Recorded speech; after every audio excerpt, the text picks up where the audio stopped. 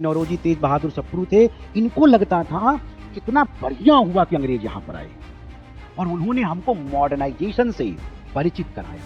हैदराबाद की स्थापना एक मुगल सरदार के द्वारा की थी, अवध सादत खां या बुरहानुल मुल्क ने अवध की स्थापना की। जफर उसका जवाब लेते, खुद ही लिखा उन्होंने, गाजियों में बू रहेगी जब तलक ईमान की, तख्त लंदन तक चलेगी तेग हिंदुस्तान।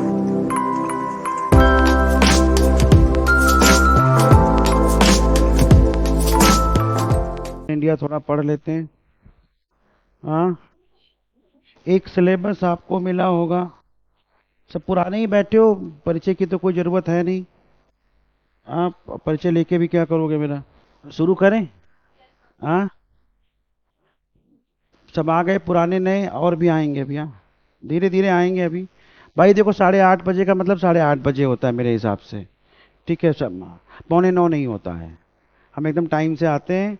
उधर भी हम टाइम से निकलेंगे क्योंकि हमको अयोध्या जाना रहेगा, ठीक है? तो आप लोग थोड़ा टाइमली आ जाइए करिएगा। हो सकता है कि इस क्लास को हम 8 बजे भी शिफ्ट करें, ठीक है? क्योंकि भाई देखो, थोड़ा एडजस्ट तुम लोग भी करना, बहुत मेहनत से समय मिला है और पढ़ा लिखा दें अगले बैच का, हम इसीलिए कोई वादा नहीं कर रहे हैं, ठीक है? तो आप लोग जो पढ़ लीजिए मेहनत करके।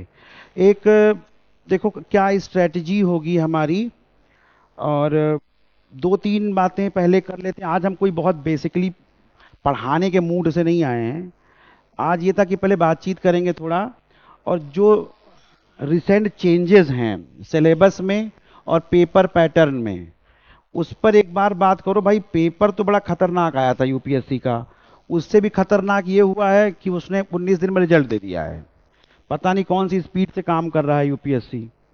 तो अपना आयोग है यूपी वाला, तो वो तो पेपर लेकर, या यूपी ट्रिपल एससी अपने आएगा, एक कमीशन है, वो पेपर लेके तो भूल ही जाता है कि हम लिए भी थे। 2019 वाले रिजल्ट अब तक पेंडिंग हैं। तो महान हैं अपने यहाँ पर। तो हम लोग पहले कुछ देखते हैं पेपर वगैरह, और फिर उसके ऊपर हम लोग बात करते हैं। देखो यूपीएससी का जिन लोगों ने एग्ज़ाम दिया था, फीडबैक तो भाई यही आया था कि पेपर बहुत टफ आया था, और मैंने भी देखा था पेपर भाई टफ था, मॉडरेट भी नहीं था, टफ पेपर ही कहेंगे उसे, और ठीक ठाक टफ था। एक जनरल कैंडिडेट के लिए तो दिमाग से जो एकदम क्या कहते छू के निकलने वाला था वो।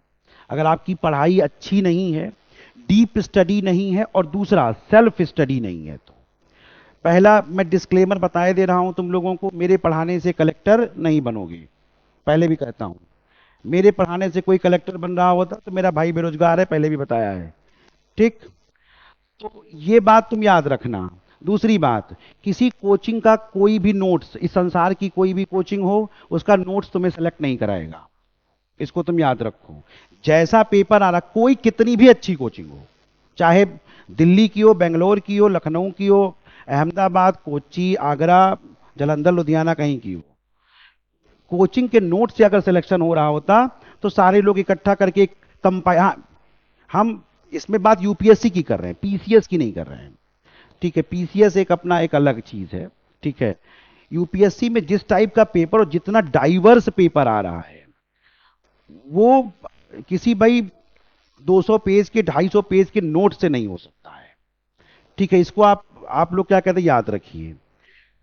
हमारा सहयोग केवल इतना है आप लोगों को कि हम आपको रास्ता बता रहे हैं, ठीक है? हम रास्ता बता रहे हैं, उस पर भाई चलो और ब्लाइंडली फॉलो करो।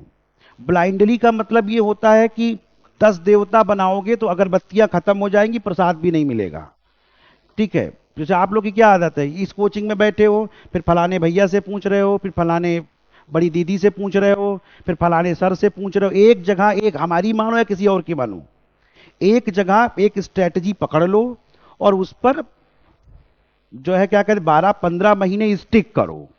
नहीं स्टिक करोगे तो फिर आप यही भटकते रहोगे। जितने लोगों के पास जाओगे वो थोड़ा बहुत चेंज ही बताएंगे। मैं कोई किताब बताऊंगा, वो कोई और बता देंगे, आपको लगेगा कि फलाने सर ने सही बताई थी कि फलाने ने सही बताई है, तो आप इसी में भटकते रहेंगे जीवन भर।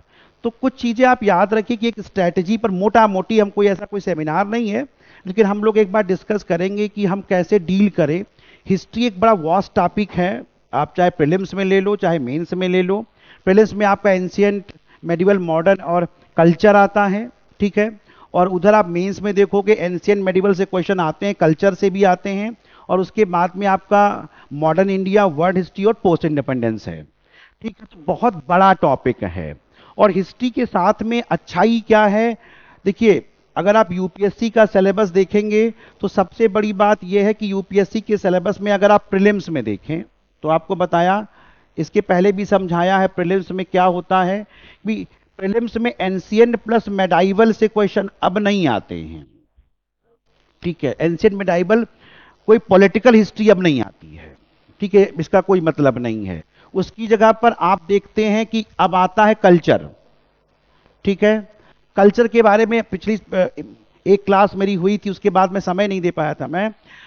कल्चर के बारे में बताया था कि भाई कोई एक किताब में हिंदुस्तान का कोई कल्चर समेटा नहीं जा सकता है, कि हम ये कह दें कि एक किताब आपको दे दें और उसमें आपका हिंदुस्तान का जितना खाना है, जितना पहनना है, जितना चलना है, जितने वेद हैं, जितने साहित्य हैं, जितने डांस हैं, जितने फोक डांस हैं, जितने और भी चीजें हैं, वो हम सब एक किताब में समेट दें, ये पॉसिबल नहीं है। इंडिया का बहुत रिच एंड डाइवर्स कल्चर है, अलग अलग। अपने यहाँ कहते हैं कि कोस कोस पर पानी बदले, तीन कोस पर बानी। यहाँ तो मतलब तीन कोस के बाद में मतलब एक वो जैसे अपने यहाँ पर गांव में एक होता पैमाना होता है, एक कोस, ठीक, मतलब 2-3 किलोमीटर के बराबर।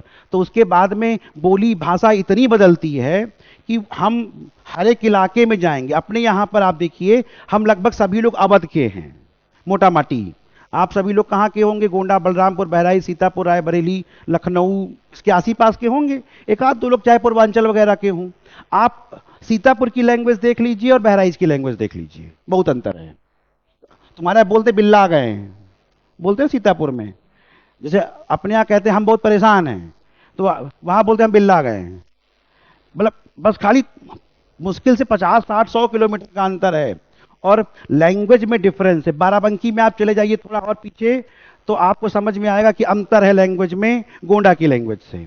तो बहुत ज्यादा रिच एंड डाइवर्स कल्चर है, ठीक है। तो उसे एक किताब में हम समेट नहीं सकते। तो अगर तुमको ये लग रहा हो कि तुम नितिन सिंघानिया पढ़ लोगे और एक कोई किताब पढ़ लोगे स्पेक्ट्रम की और उससे कल्चर तैयार हो जाने वाला है, तो भाई नहीं होने वाला। दिमाग और आंखें खुली रखनी पड़ेंगी, तब जाकर के कहीं आपकी तैयारी हो पाएगी। हम बताएंगे कैसे करना है। तो अब तो आता है कल्चर, और उसके बाद में आता है प्री में मॉडर्न इंडिया। देखिए, कुछ लोग चिल्लाते हैं, पता नहीं कैसे, एक तो आधे मास्टर तो ऐसे ही हैं पूरे अपने फील्ड में कि जिनका कभी अपना प्री तो निकला नहीं है, लेकिन ज्ञान बहुत है उनके पास। तो वो क्यों समझाते हैं ऐसा कि केवल कॉन्सेप्ट पढ़ने हैं, केवल कॉन्सेप्ट पढ़ने हैं? 2019, 20, 21 और 22 का यूपीएससी का पेपर उठा के देख लीजिए, हिस्ट्री में पर्याप्त फैक्ट आए हैं, बहुत बढ़िया भाई आया है। प्रार्थना समाज, इधर लिखा है 1875-76, ये क्या है? कॉन्सेप्ट है इसमें? कौन सा? आप देखिए पेपर उठा करके, इसमें कौन सा कॉन्सेप्ट लगा दोगे? याद है तो लगा पाओगे, नहीं याद है तो कुछ नहीं लगा पाओगे। किसी किताब का नाम आया, बुक का नाम आया है, संवाद कौमुदी, तो आगे भारतीय हरिश्चंद्र लिखा होगा, याद होगा तभी लगा पाओगे, नहीं याद है तो नहीं लगेगा। तो पर्याप्त संख्या में फैक्ट आए हैं। कॉन्सेप्ट पढ़िए, केवल कॉन्सेप्ट पढ़िए, भाई फैक्ट पढ़ना पड़ेगा। बिना फैक्ट के यूपीएससी या पीसीएस दोनों नहीं होने वाला। तो आप लोग ये बात भूल जाइए कि आपको फैक्ट से कोई दुश्मनी कर लेनी है, ठीक। इसीलिए मैं आपसे कहता हूं लूसेंट पढ़ लेना, आज भी कह रहा हूं। मास्टरों को पता नहीं कौन सी है नफरत लूसेंट से, ठीक है। आप उसे बिल्कुल पढ़िए, हिस्ट्री वाला सेक्शन जरूर पढ़िए लूसेंट से, क्योंकि जो कुछ भी फैक्चुअल चीजें हैं उससे आपको मिलेंगी। आप अगर किसी के पास में 2023 का पेपर हो तो कृपया मुझे दीजिए, ठीक है। अभी मैं आपको इसीलिए डेमो करके दिखा देता हूं।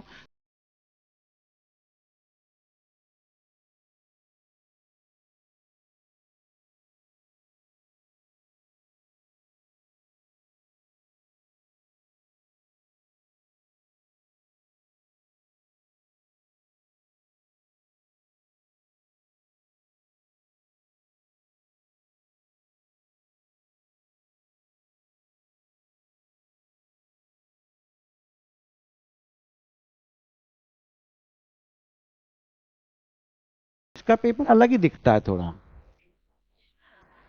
आप देखो, मतलब हम मुझे वो नहीं आता है भूगोल उगोल, मतलब मुझे कुछ अंदाजा नहीं, लेकिन मैं खाली क्वेश्चन देख के बता रहा हूँ तुम लोग को। झेलम नदी बुलर झील से निकलती है, कौन सा कॉन्सेप्ट लगाओगे? अब बुलर से याद है तो याद है, नहीं निकलती तो नहीं निकलती, निकलती तो निकलती है, इसमें कोई कॉन्सेप्ट नहीं लगेगा। तो अगर कोई ये कहे कि फैक्ट नहीं पढ़ना है, उसके बाद देखो, कृष्णा नदी सीधे कोलेरू झील का भरण करती है। भरण क्या होता है, हिंदी क्या है? अब जो भी हो, चलो मतलब समझ, इसको तुम समझ लेना हिंदी में, मतलब जो है, ठीक है। गंडक नदी के विसर्पण से कांवर झील निर्मित, टोटल फैक्ट। गंडक कहाँ है, किस जगह पर है, कौन ट्रिब्यूटरीज है, सहायिका है, कौन किससे मिलती है, कहाँ गिरती है, किस सागर में गिरती है, ये याद होना चाहिए भाई। नहीं याद है, कोई कॉन्सेप्ट नहीं लगेगा। और ऐसे ही आपको 50 नदियां और याद करनी पड़ेंगी। ये टोटल फैक्ट है। तो कोई ये कह दे कि हिस्ट्री में एकदम केवल कॉन्सेप्ट पे, कामराज पोर्ट भारत में एक कंपनी के रूप में पंजीकृत सबसे पहला प्रमुख पत्तन, टोटल फैक्ट है, याद करना पड़ेगा ईयर वाइज। कब के कामराज पोर्ट बना था, कहां बना था, और किस मॉडल पे बना था, सेज मॉडल पे बना था या कोको मॉडल पे बना था, जिस भी मॉडल पे बना था, ये आपको याद होना चाहिए। मुद्रा पोर्ट, ठीक है, विशाखापत्तनम पोर्ट, ऐसे ही और भी आते, हिस्ट्री में आते हैं। तो अपना है नहीं इलाका, अपने इलाके में आते हैं। अब ये देखिए, निम्नलिखित में कौन सा एक कांगो बेसिन का भाग है, लगाओ कौन सेट भाई, कैमरून, नाइजीरिया, दक्षिण सुदान, युगांडा। ये तो याद करना पड़ेगा भाई। तो दिमाग से निकाल दो कि फैक्ट नहीं पढ़ने हैं। फैक्ट आपको पर्याप्त मात्रा में याद करने पड़ेंगे, बशर्ते यूपीएससी और यूपीपीसीएस या किसी स्टेट कमीशन में, मेंस वाले अभी लगा दो, अभी अभी इसको समझा लें, फिर अभी लगा देते हैं।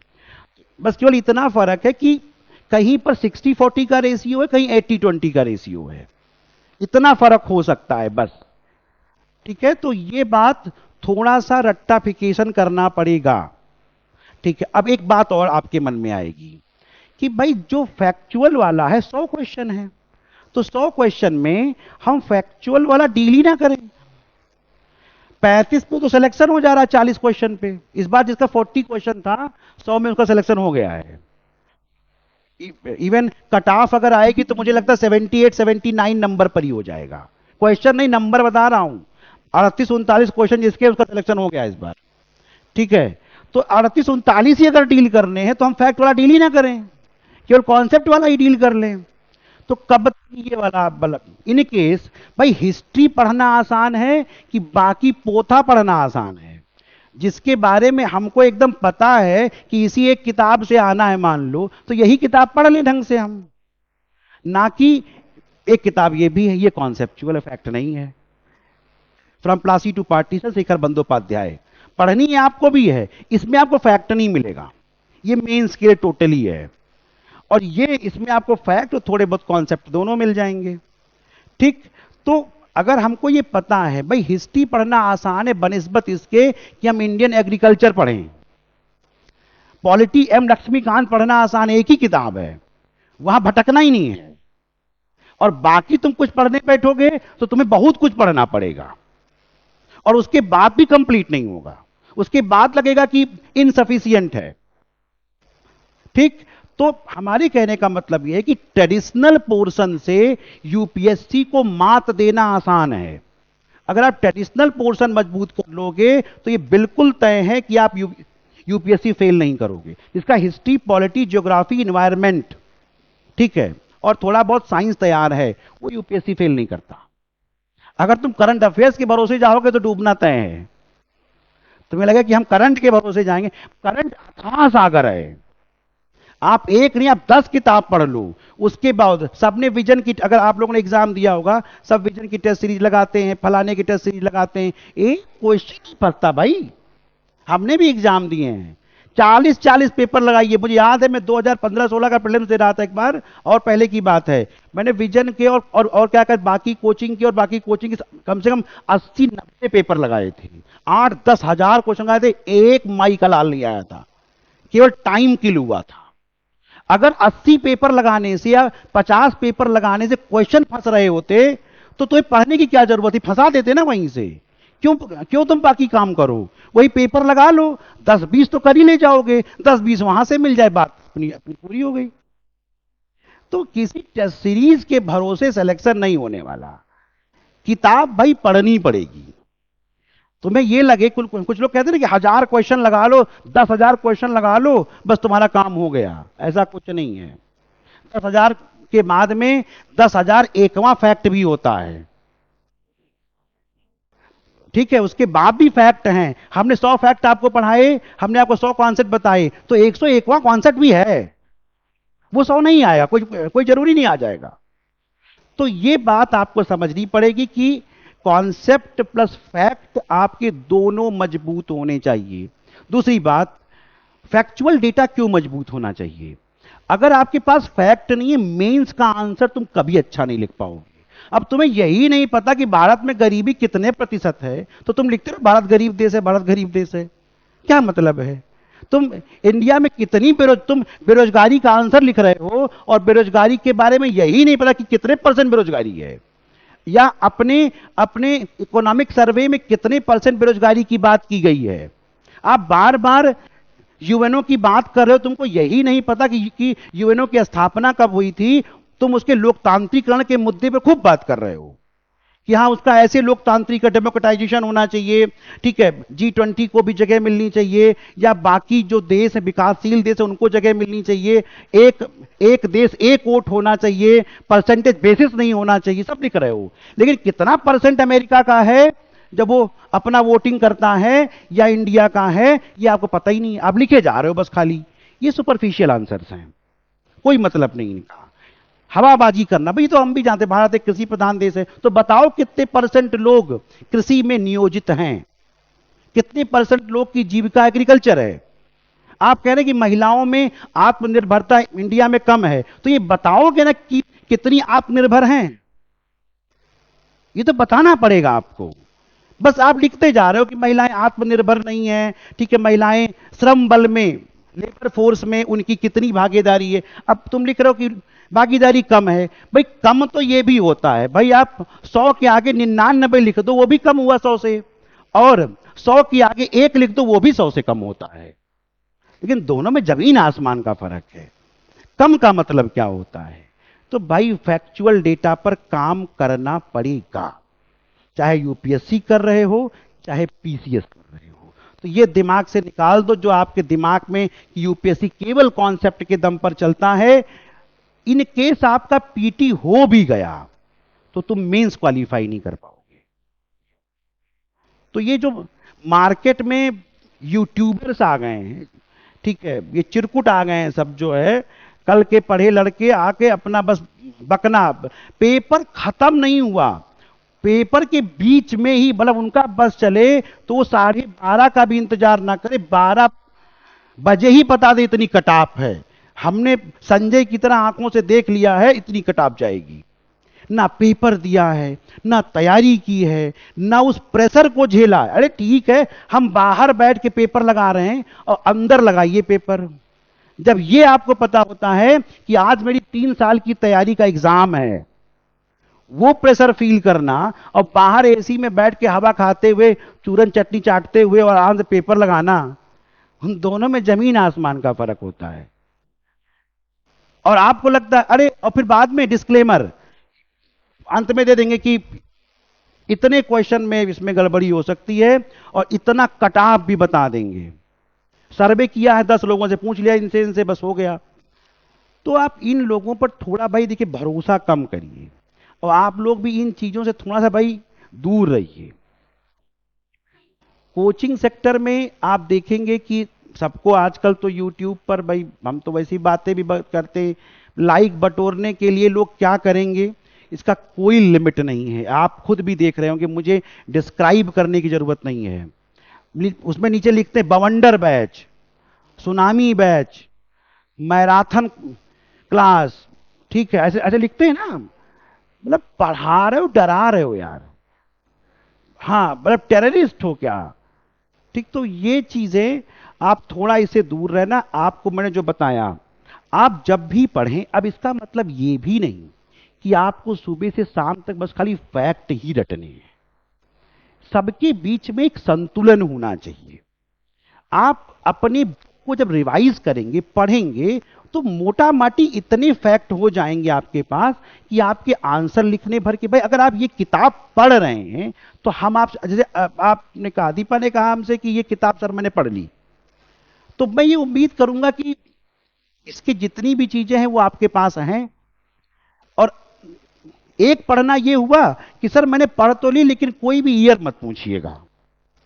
ये कौन सा पढ़ना है भाई, ये तो कोई बात नहीं हुई ना।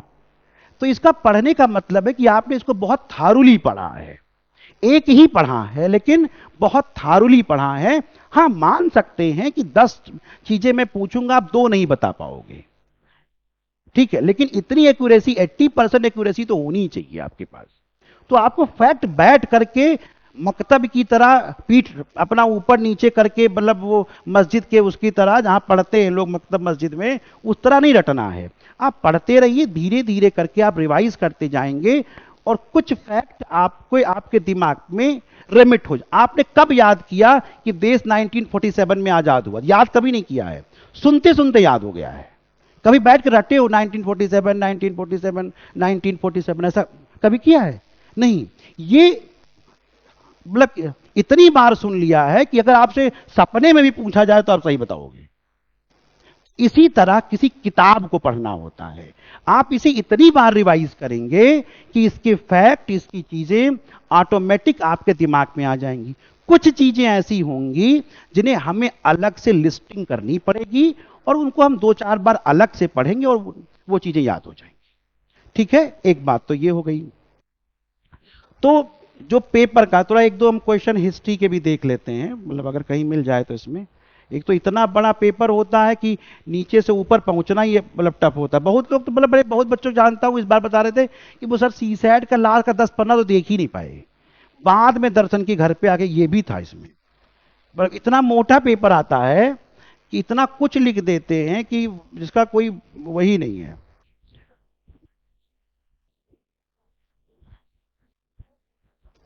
देखिए अब एक यही क्वेश्चन देखिए, मतलब क्या सोचकर पेपर बनाते हैं कि इतना बड़ा, मतलब आधे पेज का तो एक पैराग्राफ, मतलब पूरा पूरा पैराग्राफ ही दे दिया। एक बिटिया आई मुझे बताने लगी अपने पेपर के बारे में, कहीं की लड़की रही होगी, फोन किया उसने, कहा सर आत्मा तृप्त हो गई तैयारी करके। कहा क्यों? कहा मैं ये जान गई कि मैं 1 नंबर की गधी हूं, मुझे कुछ नहीं आता है। तो हमने कहा यही यही तुम्हारे सिलेक्शन की पहली सीढ़ी है। उसे कुछ भी हिला उला नहीं, पढ़ाई उसने बहुत की, लेकिन वो कहे सर आया क्या था, मुझे कुछ समझ भी नहीं आ रहा था। ठीक है, तो ये आपको या हमको भी ये अपनी औकात याद दिलाता है कि भाई समझ कर रहो, बहुत उड़ो मत, हम जब चाहेंगे वैसे डील कर लेंगे तुम्हें। कहाँ आया हिस्ट्री इसमें? धान्य कटक, देखो ये एक क्वेश्चन आया है। ये कल्चर का नहीं है तो एंशियंट का या कल्चर का ही मान लो। धान्य कटक जो महासांधिकों के अधीन एक प्रमुख बौद्ध केंद्र के रूप में समृद्ध हुआ, निम्न में से किस एक क्षेत्र में अवस्थित था? लखनऊ उत्तर प्रदेश में स्थित है, कोई फैक्ट है, वो कॉन्सेप्ट है, तो कहाँ स्थित था धान्य कटक? ये टोटल आपने अगर पढ़ रखा है धान्य कटक के बारे में तो ही भाई लगा पाओगे, अदरवाइज कोई चारा आपके पास नहीं है, गलत ही होगा। ठीक है, ऐसे ही 1-2 आए हैं, देखो स्तूप उस्तूप तुम लोगों को पढ़ाया ही था, मतलब पिछली बार थोड़ा बहुत बताया ही है। ठीक है, प्राचीन दक्षिण भारत के संदर्भ में कोरकई, पुमपुहार और मुसीरी किस रूप में सुविख्यात थे? बहुत सिंपल सा है, कभी अपनी एंशियंट वाली कॉपी देखना, उसमें बनवाया था। ठीक है, गंगई कोंड चोलपुरम, मुसीरी, मुजरिस, ठीक है, पुहार, कावेरी पत्तनम लिखवाया, याद करो, आपके एंशियंट वाले बुकलेट में होगा। क्या है, राजधानी नगर है ये सब। ठीक है, किस रूप में विख्यात थे? आपको एक योजना भी बताई थी मुजरिस के बारे में, केरला में चल रही थी, मुझे याद आ रहा है, कॉपी देखिएगा। मतलब हमारे पढ़ाने बढ़ाने से नहीं आया, मैं ये नहीं कह रहा हूं कि मैंने लिखवा दिया था तो आ गया है, ऐसा कुछ नहीं कह रहा मैं। ठीक है, ये केवल कोइंसिडेंस होता है, आ गया तो आ गया, जब सिलेबस का पार्ट है तो उसी में से आएगा। नहीं तो बताते नहीं मेरे नोट से 25 क्वेश्चन आए, और बताते क्या है, देखो 42वां संविधान संशोधन आया है, जो आदमी पढ़ाएगा जो पॉलिटी, तो अगर वो 42 कॉन्स्टिट्यूशन अमेंडमेंट एक्ट नहीं पढ़ा रहा तो क्या पढ़ा देगा? और वो आया है तो उसमें कौन सी बड़ी बात हो गई, वो तो आएगा ही आएगा। अब कह दो कि मैंने गांधी पढ़ाया था, गांधी आया है। तो इन चीजों से हमें बचना है, ठीक है। तो ये देखिए, ये आपका पेपर है, बहुत अच्छा पेपर था। तो हमें क्या स्ट्रेटेजी अपनानी है किताब उताब को लेकर के? एक किताब ये खरीद लो, हिंदी माध्यम वाले लोग, आंग्ल भाषी लोग इसे इसे ही लेंगे। ये राजीव अहीर की आती है एक किताब, इसमें मैं आपको बता दे रहा हूं कि जो स्टार्टिंग का कुछ कल्चर वल्चर वाला पोर्शन है वो सब नहीं पढ़ना है। एडवेंट ऑफ यूरोपियन कंपनीज या अंग्रेजों का भारत में प्रवेश जहां से है उस वाले टॉपिक से पढ़ना है। और पीछे बहुत सारी लिस्टिंग्स हैं इसमें, पीछे जनजातीय आंदोलन टाइप के ये सब ना, इसको भी देखना है। तो इसमें कुछ पोर्शन आपका पॉलिटी में भी कवर होता है, लाइक एक्ट वक्त वाला, जैसे रेगुलेटिंग एक्ट और पिट्स का इंडिया एक्ट और बाकी चार्टर एक्ट्स, भारत शासन अधिनियम एक्सेट्रा एक्सेट्रा। एक किताब ये आंग्ल भाषी लोग इसे खरीद लेंगे, हिंदी वाले मत खरीदना, पढ़ नहीं पाओगे, बहुत घटिया ट्रांसलेशन है इसका। ये क्वींसलैंड यूनिवर्सिटी वाले हैं, शेखर बंदोपाध्याय, क्वींसलैंड के कहाँ के हैं मैं भूल गया। हम्म,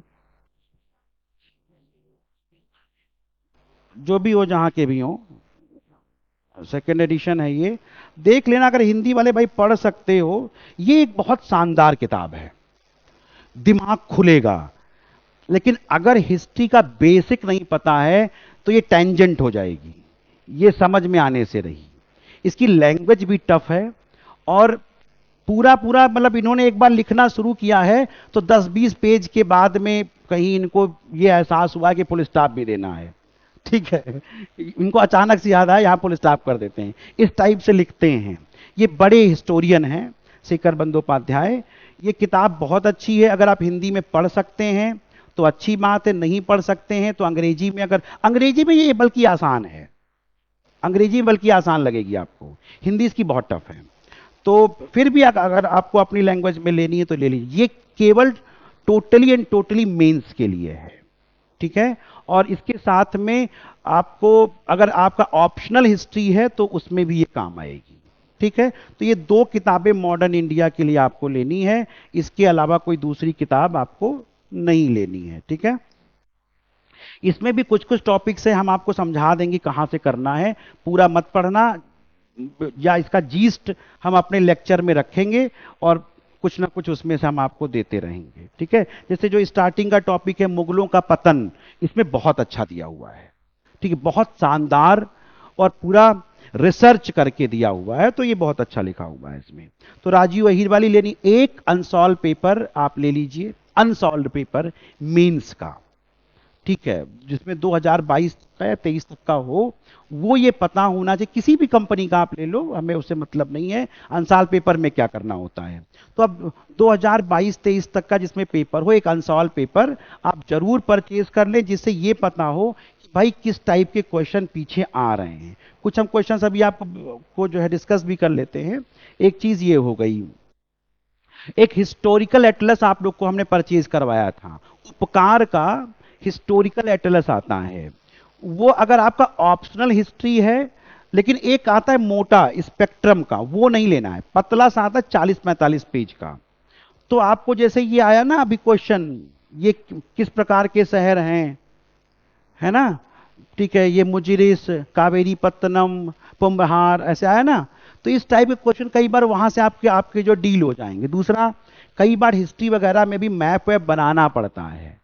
भाई अगर आप ये जो है बता रहे हो कि जनजातीय आंदोलन के बारे में कोई आंसर लिख रहे हो, तो आपने कोई मैप खींच करके मध्य भारत का, मिडिल इंडिया में जो कुछ भी हुआ, नॉर्थ इंडिया में जो हुए, सेंट्रल इंडिया में जो हुए, साउथ इंडिया में जो हुए, अगर आपने 4-5 वहां डिनोट कर दिए तो वो अच्छा ही माना जाएगा।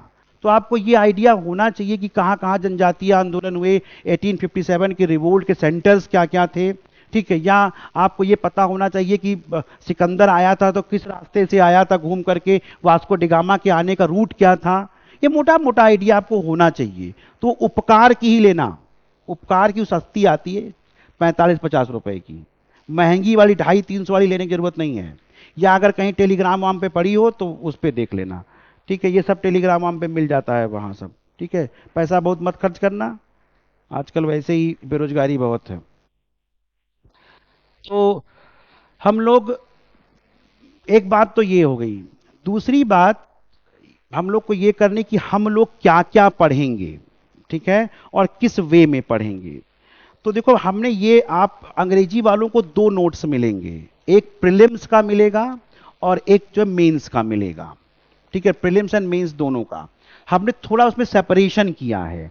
क्यों किया है कि जैसे आपका ये सिलेबस है, मतलब आप ये देखिए जिसमें दिया हुआ है मोटा माटी जो भी है, इसमें सिलेबस कोई होता नहीं इतिहास में, सब कुछ पढ़ना ही होता है। सिलेबस है बिफोर रिवोल्ट 1857। तो बिफोर रिवोल्ट 1857 बहुत सारे टॉपिक्स हैं और ये टोटली फैक्चुअल टॉपिक्स हैं, टोटली, ठीक है। जैसे पुर्तगीज, फ्रेंच, डच, अब कहते हैं कि अनानास भारत में कौन उगाया, तो भाई याद कर लो, पुर्तगाली लाए थे। चीकू कौन लाया था उगाने के लिए, मुक्का मेज कौन लाया था, टोबैको कौन लाया था, तो पुर्तगीज लाए थे, हमें याद करना पड़ेगा इसे, ठीक है। गोथिक आर्किटेक्चर कौन लेके आया था इंडिया में, तो भाई पुर्तगीज लाए थे। गोवा में आप ऐसे, यूपीएससी क्या क्वेश्चन बनाता है, जैसे मैं एक एग्जांपल देके बताता हूं। आपने या आपके परिवार में कई बार किसी ने गोवा की यात्रा की होगी, ऐसे लिखते हैं ना बड़ा बड़ा लाइन, यात्रा की होगी। वहां पर नुकीले मेहराबों वाले, ठीक है, कॉनिकल आर्चेस, मेहराबों वाले भवन दिखाई देंगे जिसमें सुंदर और बड़ी खिड़कियां बनाई गई हैं और उनमें शीशे लगाए गए हैं। ये भवन हवादार हैं और बहुत बड़े इलाके में, बहुत बड़े एरिया में बनाए गए हैं। उपर्युक्त कथन, एबव स्टेटमेंट, किस आर्किटेक्चर, स्थापत्य की तरफ इशारा करता है? Gothic architecture. कहानी बहुत लिखी उसने, लेकिन तुम्हें यह पता होना चाहिए कि पुर्तगाली गोवा में गोथिक कला लाए थे।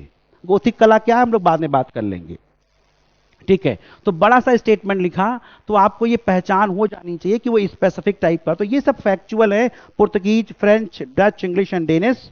फिर बाद में एंग्लो फ्रेंच रेवेलरी है एंड कर्नाटिक वार्स, ठीक है।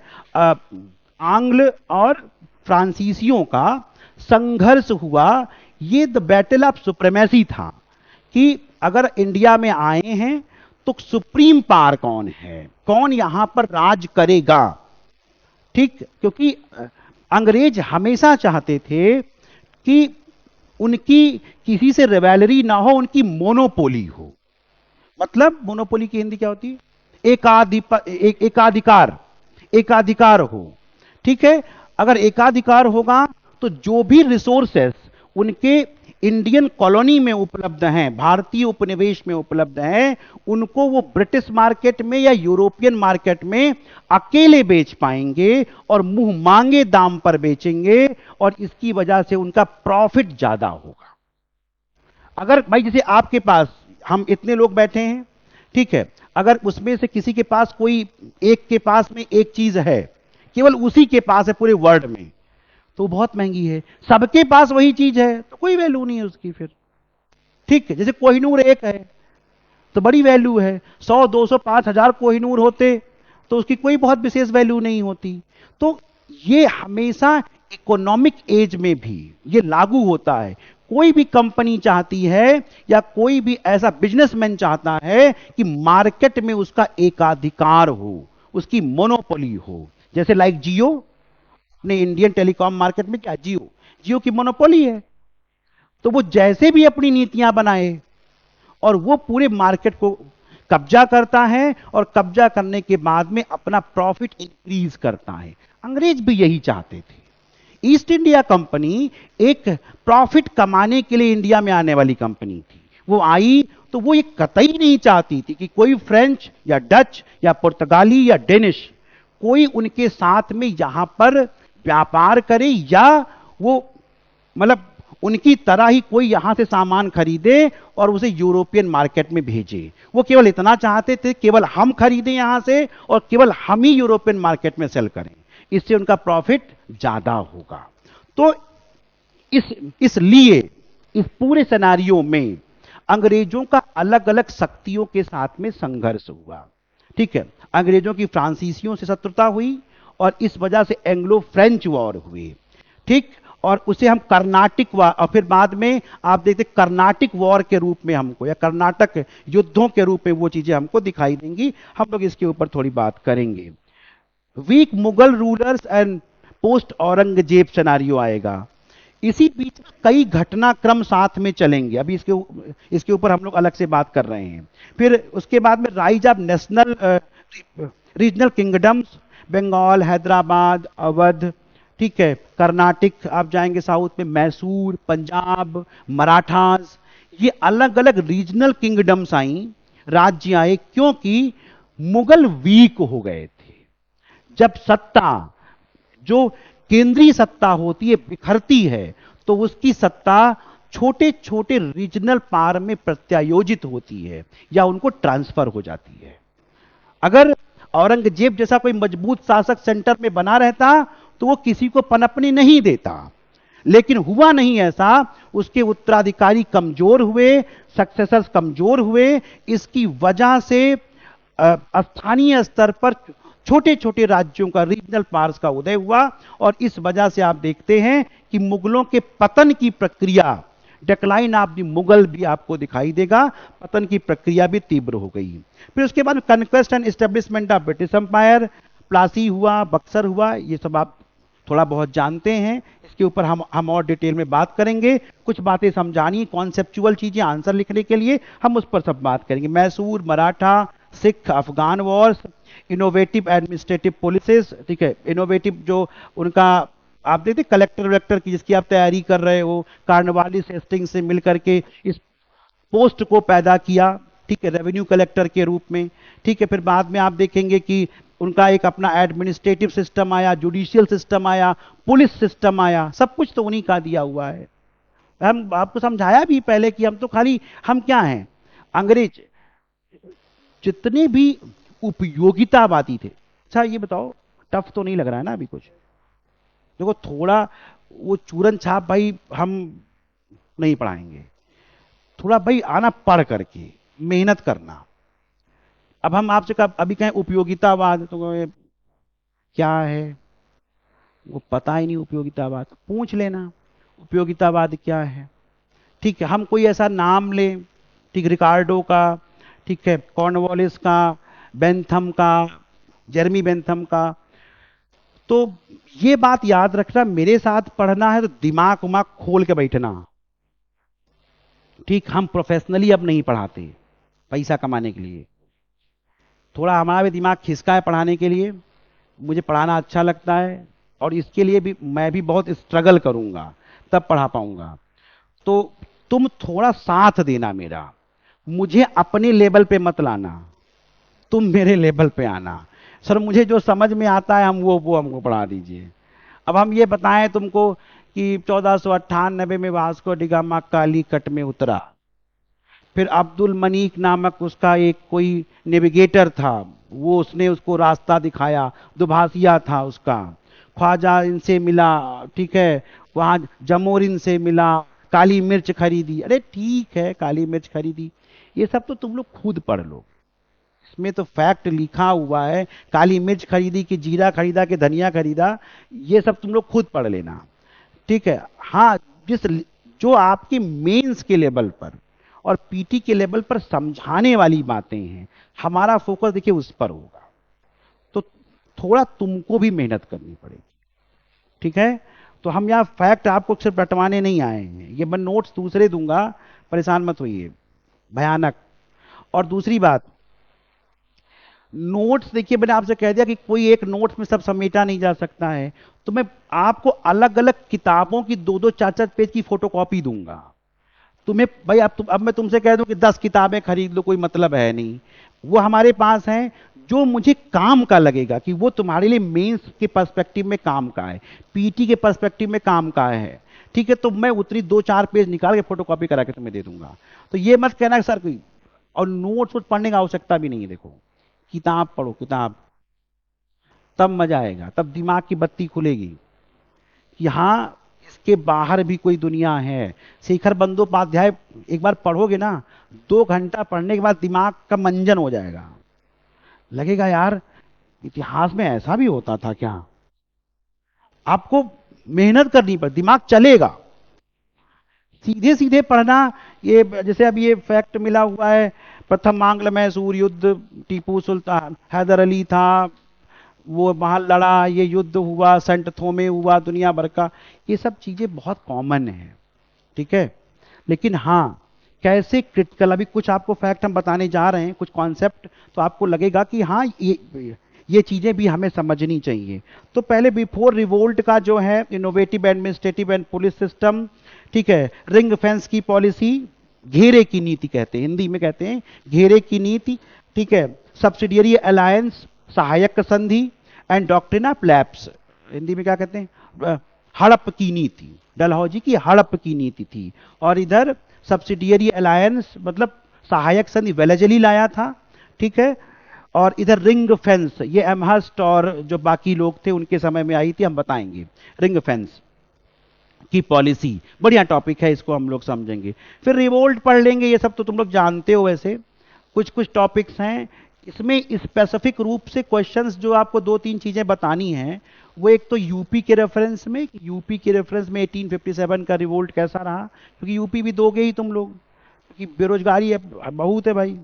Revolt of 1857, causes, spread, nature, consequences, important personalities and area of revolt. ठीक, कुछ चीजें इसमें हम ऐड ऑन करेंगे, अलग से हम उसको देखेंगे। ठीक है, सोशियो रिलीजियस मूवमेंट्स, ये फैक्चुअल डेटा है, कुछ बातें इसमें समझानी है मुझे, मैं अलग से समझाऊंगा। कौन कौन से संगठन, प्रार्थना समाज, आर्य समाज, रामकृष्ण मिशन कहां बना, कब बना, ये आपको रटना है भाई। इसको हम अलग से नोट डाउन नहीं कराने वाले, लिस्टिंग आपको मिल जाएगी, आप उसको रट डालना। ठीक है, जो उसमें इंपॉर्टेंट है, क्या क्या टेक्निक्स थी, किन किन टेक्निक से सुधार हो रहा था, उसमें कौन कौन से लोग हमारे लिए इंपॉर्टेंट हैं, और किस तरीके से उनका फ्रीडम स्ट्रगल में योगदान है, या इंडियन रेनेसा में, भारतीय पुनर्जागरण में उनका योगदान है, हम इन मुद्दों पर बात करेंगे conceptually. Important associations and leader, हम इस पे बात कर लेंगे। Pre modern nationalism, pre INC organisations, मतलब कांग्रेस के पूर्व के संगठन कौन कौन से थे, लाइक, ठीक है, नेशनल सोशल कॉन्फ्रेंस है, ठीक है, Madras native association, land holder society, इस टाइप के संगठन बने थे अलग अलग। तो जो कांग्रेस से पूर्व के संगठन हैं, देन कांग्रेस, और फिर कांग्रेस के बाद की पॉलिटिक्स जो है, हम उस पर जो है विचार करेंगे। फिर बाद में newspapers, factors for growth and modern nationalism, ये सब मुद्दे आएंगे, क्योंकि इसी बीच में समाचार पत्रों का विकास हुआ। समाचार पत्र, जेम्स ऑगस्टस हिक्की था एक, उसने पहली बार द बंगाल गजट के नाम से एक पत्र निकाला था, फिर बाद में और भी लोग सामने आए। तो इंडियन नेशनलिज्म में, भारतीय राष्ट्रवाद के उदय में पत्रकारिता, या आप कह सकते हैं न्यूज़पेपर्स का बहुत बड़ा रोल है, तो हम लोग उस पर बात करेंगे। और फिर किस तरीके से मॉडर्न नेशनलिज्म, जो भारतीय राष्ट्रवाद है, वो पनपा। ठीक है, राष्ट्रवाद क्या है हम इसको बताएंगे, देन क्यों पनपा, और फिर उसका क्या नफा नुकसान हुआ, हम उस पर भी जो है क्या कहते हैं उसके ऊपर भी बात करेंगे। फिर उसके बाद में फेजेस हैं कांग्रेस के। पहला फेज था मॉडरेट फेज, ठीक है, या इसे उदारवादी काल कहते हैं। उदारवादी लोग आए कांग्रेस की स्थापना के बाद में, तेज बहादुर सप्रू, दादा भाई नौरोजी, डब्ल्यू.सी. बनर्जी टाइप के लोग आए, क्या कहते हैं, गोपाल कृष्ण गोखले, इस टाइप के लोग आए, और उन्होंने बहुत ही आराम से, नरम होकर के, या इसे कहते हैं नरम दलीय राजनीति, नरम दल भी कहते हैं इन्हें, ये बहुत ही मतलब विनम्रता पूर्वक 3P के कॉन्सेप्ट पर, प्रेयर, पिटीशन एंड परसुएशन। ठीक है, प्रेयर मतलब प्रार्थना, याचना करना, पिटीशन याचिका लगाना, और परसुएशन अनुनय विनय करना कि भाई अंग्रेज भाई लोग, आप बढ़िया आदमी हो, बहुत अच्छे हो, बहुत न्यायप्रिय हो, आपके यहाँ तो राजा न्याय का झरना है, ठीक है, और आप हमारे आए अहोभाग्य, लेकिन अब हमें कुछ रियायत बख्श दीजिए। ठीक है, इस टाइप के दादा भाई नौरोजी, तेज बहादुर सप्रू थे। इनको लगता था कितना बढ़िया हुआ कि अंग्रेज यहां पर आए, और उन्होंने हमको मॉडर्नाइजेशन से, परिचित कराया। आधुनिकता के वाहक माने जाते हैं अंग्रेज भारत में। एक विचार है ये कि अगर इंडिया में अंग्रेज आए, इनका मानना था अंग्रेज आए तो रेलवे ले आए, नया पुलिस सिस्टम ले आए, नया जो है इंडियन पीनल कोड आ गया, ठीक है, सीआरपीसी सीपीसी बनी। ठीक ऐसे ही आप देखते हैं इनके आने से न्यूज़पेपर का डेवलप, अंग्रेजों ने तो पहले न्यूज़पेपर निकाले, ठीक, नया एजुकेशन सिस्टम आया। तो ये सब क्या है, हम आधुनिकता से परिचित हो रहे थे और हम जुड़ रहे थे किससे, पूरे दुनिया से। ठीक है, तो इसलिए ये बहुत अच्छा मानते हैं। तो मॉडर्नाइजेशन से हम परिचित हुए, तो ये बहुत अच्छा हुआ कि अंग्रेज भारत में आए। और अंग्रेज भारत में आए तो अब अगर आप मेरे साथ रह रहे हैं तो हमें कोई आपत्ति नहीं, आप रहिए भारत में। बस एक आपका छाता है, छाता आपका है, अम्ब्रेला, हम नीचे खड़े हैं, बस हम भीगने ना पाए, मतलब कोई अहित ना हो हमारा, आप छाता लगाए रहो। मतलब वो क्या, छाता क्या है, तुम्हारे नियम कानून, तुम्हारा एजुकेशन सिस्टम, तुम्हारा जितना भी जुडिशियल सिस्टम, तुम्हारा रेवेन्यू सिस्टम, वो सब तुम्हारा है, उसके नीचे हम खड़े रहेंगे, बस कोई नुकसान मत करना मेरा। ये थे कौन, नरम दल वाले।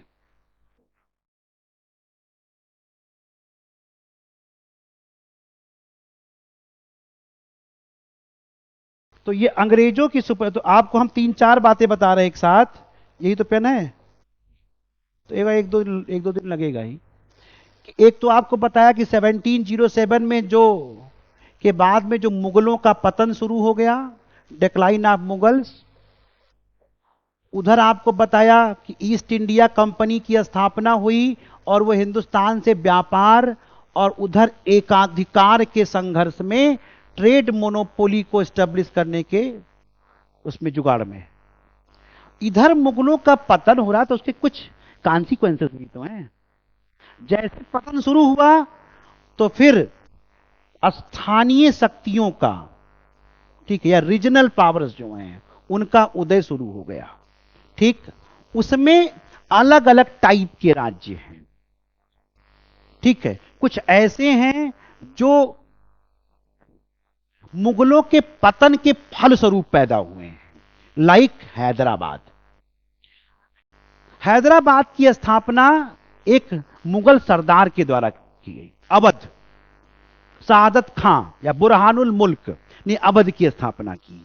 ये सब मुगलों के दरबार में अच्छी पोस्ट पर थे, वजीर थे, सेनापति थे। और जब लगा कि रंगीला भाई से कुछ नहीं होने वाला, तो इन्होंने कहा भाई हम अपने इलाके में चलते हैं, हम जहां के हैं, और वहीं पे अपनी एक छोटी रियासत बना लेते हैं। तो सादत खां आ गया, ईरानी था, ईरानी शिया था, योग्य व्यक्ति था, उसने अवध की स्थापना की। ऐसे मुर्शिद कुली खां जो बड़ा योग्य सरदार था, उसने बंगाल बना लिया। तो कुछ राज्य ऐसे होंगे जो मुगलों के कमजोरी से या मुगलों के पतन के फलस्वरूप स्थापित हुए। ठीक है, इसके अलावा कुछ ऐसे राज्य होंगे जो किसी बहुत ही सामान्य व्यक्ति के उत्थान से जुड़े थे। आगे और समझाएंगे हम, सामान्य व्यक्ति के उत्थान से जुड़े थे, लाइक मैसूर। हैदर अली एक बहुत सामान्य सा आदमी था और वो धीरे धीरे करके खुद को मजबूत करता गया और एक सामान्य सैनिक से मैसूर के सेनापति के पोस्ट पर पहुंच गया। क्योंकि वहां का शासक कमजोर था तो उसे शक्ति अपने हाथों में केंद्रित कर ली और स्वतंत्र मैसूर राज्य को स्थापित किया। फिर बाद में उसका बेटा टीपू आया और फिर बाद में आंग्ल मैसूर संघर्ष हुआ। इन्हीं के साथ में जब देखा मैसूर बहुत शक्तिशाली हो रहा है, बहुत आगे जा रहा है, तो अंग्रेजों ने इसके ऊपर भी निगाह जमाई और 4 आंग्ल मैसूर युद्ध लड़े और अंततः इन लोगों ने मैसूर के ऊपर अधिकार कर लिया। कुछ ऐसे राज्य होंगे जो विद्रोह की वजह से आएंगे। बात समझिएगा, ये सब किताबों में नहीं लिखा हुआ। ठीक है, ये विद्रोह की वजह से आएंगी, लाइक मराठा, सिख, पंजाब की स्थापना जो हुई, और आप कहेंगे जाट। ठीक है, मराठों का उत्थान शिवाजी के नेतृत्व में हुआ और ये जैसे मुगलों का ये प्रयास करते रहे, मराठे शिवाजी के समय से ही इन लोगों ने मुगलों के साथ में संघर्ष करना शुरू कर दिया। लेकिन क्योंकि औरंगजेब बहुत मजबूत था, तो उसके समय में बहुत कुछ हो नहीं पाया। बस किसी तरीके से स्वतंत्र सत्ता के रूप में महाराष्ट्र के एक छोटे से इलाके में, जहां पर मराठी बोली जाती थी, उनको इन लोगों ने इकट्ठा कर लिया था, मराठी बोलने वाले लोगों को, और वहां पर शिवाजी राजा के रूप में स्थापित थे। लेकिन बाद में जब मुगल सत्ता कमजोर होने लगी, तो मराठों को मौका मिल गया और ये आग की तरह फैले। मराठों में शिवाजी, संभाजी या जो है राजा राम के समय में बहुत कुछ नहीं हो पाया, लेकिन पेशवाओं ने ज्यादा बेहतर किया। जब पेशवाई आई तो बालाजी विश्वनाथ, फिर बालाजी बाजीराव, बाजीराव प्रथम, प्रथम के समय में आकर के तो मुगल सब मराठे सब तरफ फैल गए, और इस सबसे बड़ी शक्ति के रूप में उस समय इंडिया में गिने जाते थे। लग तो यही रहा था कि मुगलों का पतन होगा तो भारत भूमि के स्वामी मराठे बनेंगे।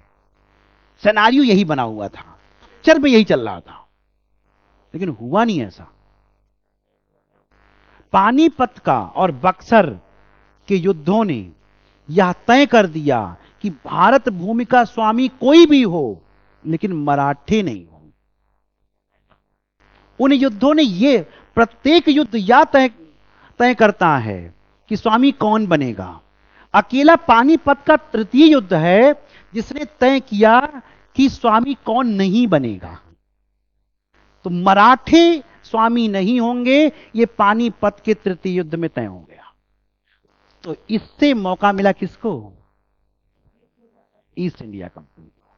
और ईस्ट इंडिया कंपनी ने जब मराठे कमजोर पड़ गए तो उसको उत्थान करने का, राइज करने का मौका मिला, और धीरे धीरे करके वो अपनी पॉलिसीज के द्वारा उन्होंने आंग्ल सिख युद्ध हुए, आगे पढ़ाएंगे, अंग्रेजों के और सिखों के युद्ध हुए, आंग्ल मैसूर युद्ध हुए, कर्नाटक युद्ध हुए। इन युद्धों के माध्यम से अंग्रेज अकेली सत्ता के रूप में भारत पर स्थापित हो गए। तो सिनेरियो में ये तीन चीजें एक साथ चलेंगी। कोई अकेला समय नहीं है कि मुगल खत्म हो गए, मुगलों के खत्म होने में अभी लंबा टाइम है, ठीक है। और धीरे धीरे करके हम लोग इसे आगे बढ़ाए। चलो थोड़ा लिखो, और लिखाते हैं थोड़ा सा। लिखाना दोनों भाषाओं में कि एक भाषा में, बताओ। बहुत समय लगेगा। अंग्रेजी माध्यम वालों से तो बात हुई थी कि नोट्स दे देंगे, या हिंदी माध्यम वाले नोट्स ले लो, अंग्रेजी में लिखा दें।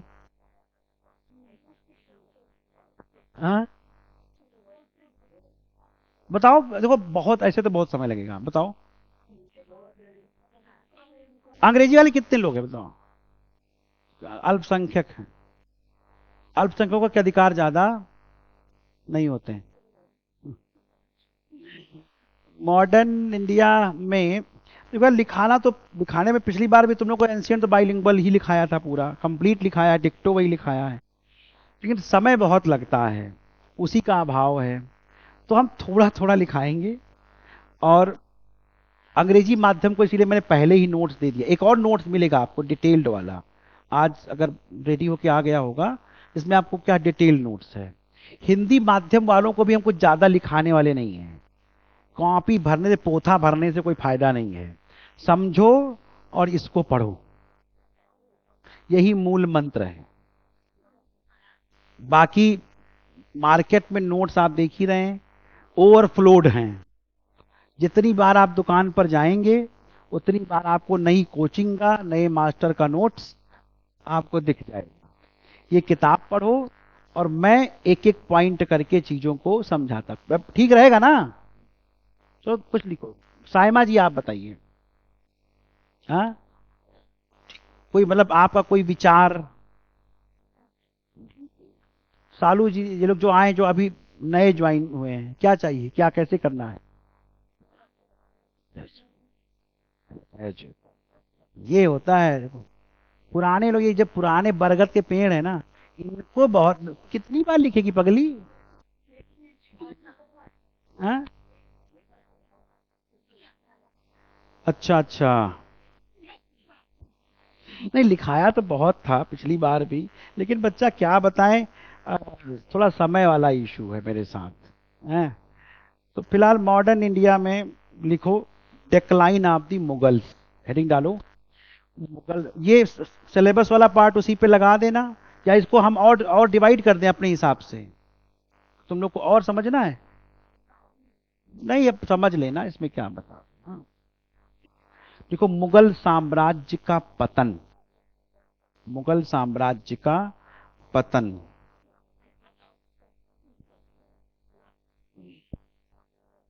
ठीक है।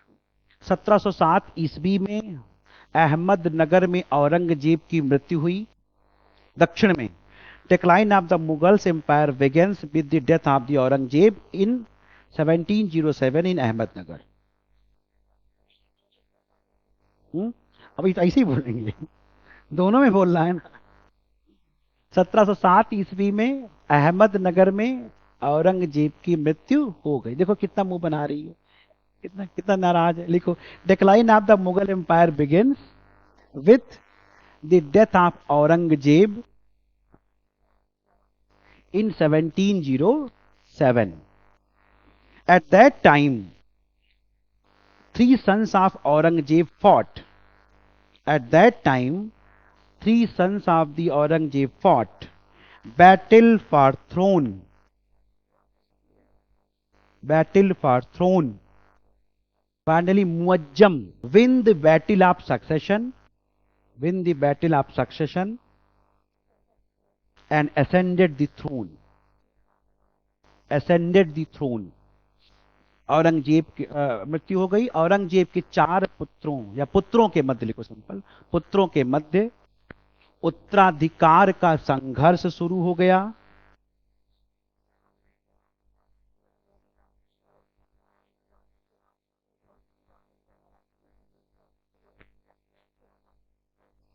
इस उत्तराधिकार के संघर्ष में मुअज्जम विजयी हुआ। मुअज्जम विजयी हुआ और बहादुर शाह प्रथम के नाम से गद्दी पर बैठा। बहादुर शाह, पर तेज लिखो भाई, बहादुर शाह प्रथम के नाम से गद्दी पर बैठा। कहां से देवी? उत्तराधिकार का संघर्ष हुआ, जिसमें मुअज्जम विजय के बाद गद्दी पर बैठा, या बहादुर शाह प्रथम के नाम से गद्दी पर बैठा। सामान्य से फैक्ट हैं, तो इसमें कोई बड़ी बात नहीं है। गद्दी पर बैठा।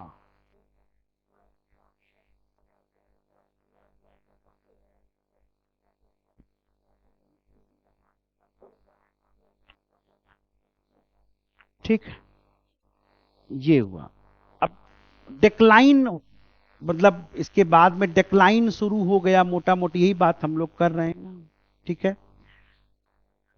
क्या क्या वो थे कॉजेज थे, लिखिएगा, मुगलों के पतन के कारण। कॉजेज, हेडिंग डाले थे ना, कॉजेज डाल दो। इस किताब में बहुत बढ़िया दिया हुआ है, आप चाहो तो इससे भी पढ़ ही सकते हो। यही लिखाने में तो यही है, सारा काम लिखाने पर ही जाएगा। हमको कोई समस्या नहीं है, बस समय वाला है, कुछ कोई ना कोई रास्ता निकालना पड़ेगा। देखो इतना बढ़िया इसमें दिया हुआ है, मैं दिखा रहा हूँ आप लोग को। कुल मिला के तुम लोग यही नहीं बोल रहे हो कि मत लिखाओ, बाकी सब करोगे।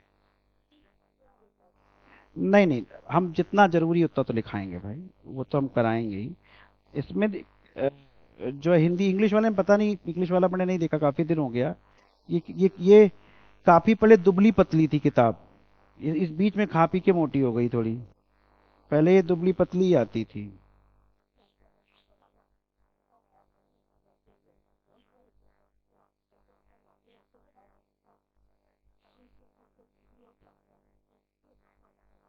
मुगलों के पतन के कारण, बहुत अच्छा देखिए, पॉइंट वाइज दिया हुआ है। चाहो तो डिटेल में भी पढ़ सकते हो। अभी वाला नोट्स भी देना है, वो जो एक और अलग से कुछ इसमें टॉपिक्स हैं वो हम बताएंगे। क्या क्या कारण थे मुगलों का, फर्स्ट लिखिएगा। देखो, दो पार्ट में डिवाइड करो, इसमें जो लिखा है उसे थोड़ा बेहतर बताते हैं। हाँ, इसको दो पार्ट में डिवाइड करते हैं। ये सब तो इसमें लिखा पड़ा है उससे थोड़ा अच्छा पढ़ते हैं। इसमें ऐड करें पेज कहाँ से? देखिए, किसी भी साम्राज्य के पतन के, एम्पायर का अगर कहीं डिक्लाइन हो रहा है, ठीक है, तो उसके कॉजेज हम पढ़ते हैं। लेकिन कॉजेज दो टाइप के हो सकते हैं। एक तो क्या हो सकता है, जनरल कॉजेज, ठीक है, general causes, general in the sense कि सामान्य कारण। और दूसरे उस साम्राज्य के पतन के कुछ स्पेसिफिक रीजंस हो सकते हैं। मतलब स्पेसिफिक का मतलब जो पर्टिकुलर उस साम्राज्य के लिए ही जिम्मेदार थे। जैसे अगर मैं आपसे कहूं कि कमजोर उत्तराधिकारी, वीक सक्सेसर्स आए मुगलों में, ठीक है, ये अगर किसी भी साम्राज्य में वीक सक्सेसर आएगा तो पतन होना ही होना है। कमजोर उत्तराधिकारी जब भी आएंगे तो साम्राज्य का पतन हो ही जाएगा। तो ये तो बहुत जनरल रीजन है। चाहे आप इसे अप्लाई कर दीजिए मौर्य साम्राज्य पर, चाहे मुगल साम्राज्य पर, चाहे गुप्त साम्राज्य पर, इस सबका एक जनरल कारण है, वीक सक्सेसर होंगे, ठीक है। इसके अलावा आप देखिए, अगर कोई भी साम्राज्य कमजोर पड़ा है तो उसके पतन के लिए एक चीज जिम्मेदार होती, इन्वेजन्स, फॉरेन इन्वेजन्स। तो अपने यहां भी हुए। कौन कौन आया? नादिर शाह, ठीक है, नादिर शाह आया था, ठीक है, 1759 39 में करनाल का युद्ध हुआ। बात समझते रहे ना, करनाल का युद्ध हुआ। और स्टार्टिंग में मुगल साम्राज्य की तो हिम्मत ही नहीं हुई कि वह युद्ध जो है लड़ने का प्रयास करे। फिर बाद में नादिर शाह की उसने बड़ा सेवा सत्कार किया। आप आए हो, मारो वारो मत हम लोगों को। उसने दिल्ली में लाल किले में उनको रखा, बड़ा सेवा सत्कार किया। अचानक से किसी ने अफवाह उड़ा दी कि नादिर शाह का मर्डर हो गया है। और ये बात जब उसकी सेना ने सुनी और स्वयं नादिर शाह ने सुनी तो गुस्से से पागल हो गया एकदम। और एक ही दिन में 30,000 लोगों की हत्या कर दी दिल्ली में उसने।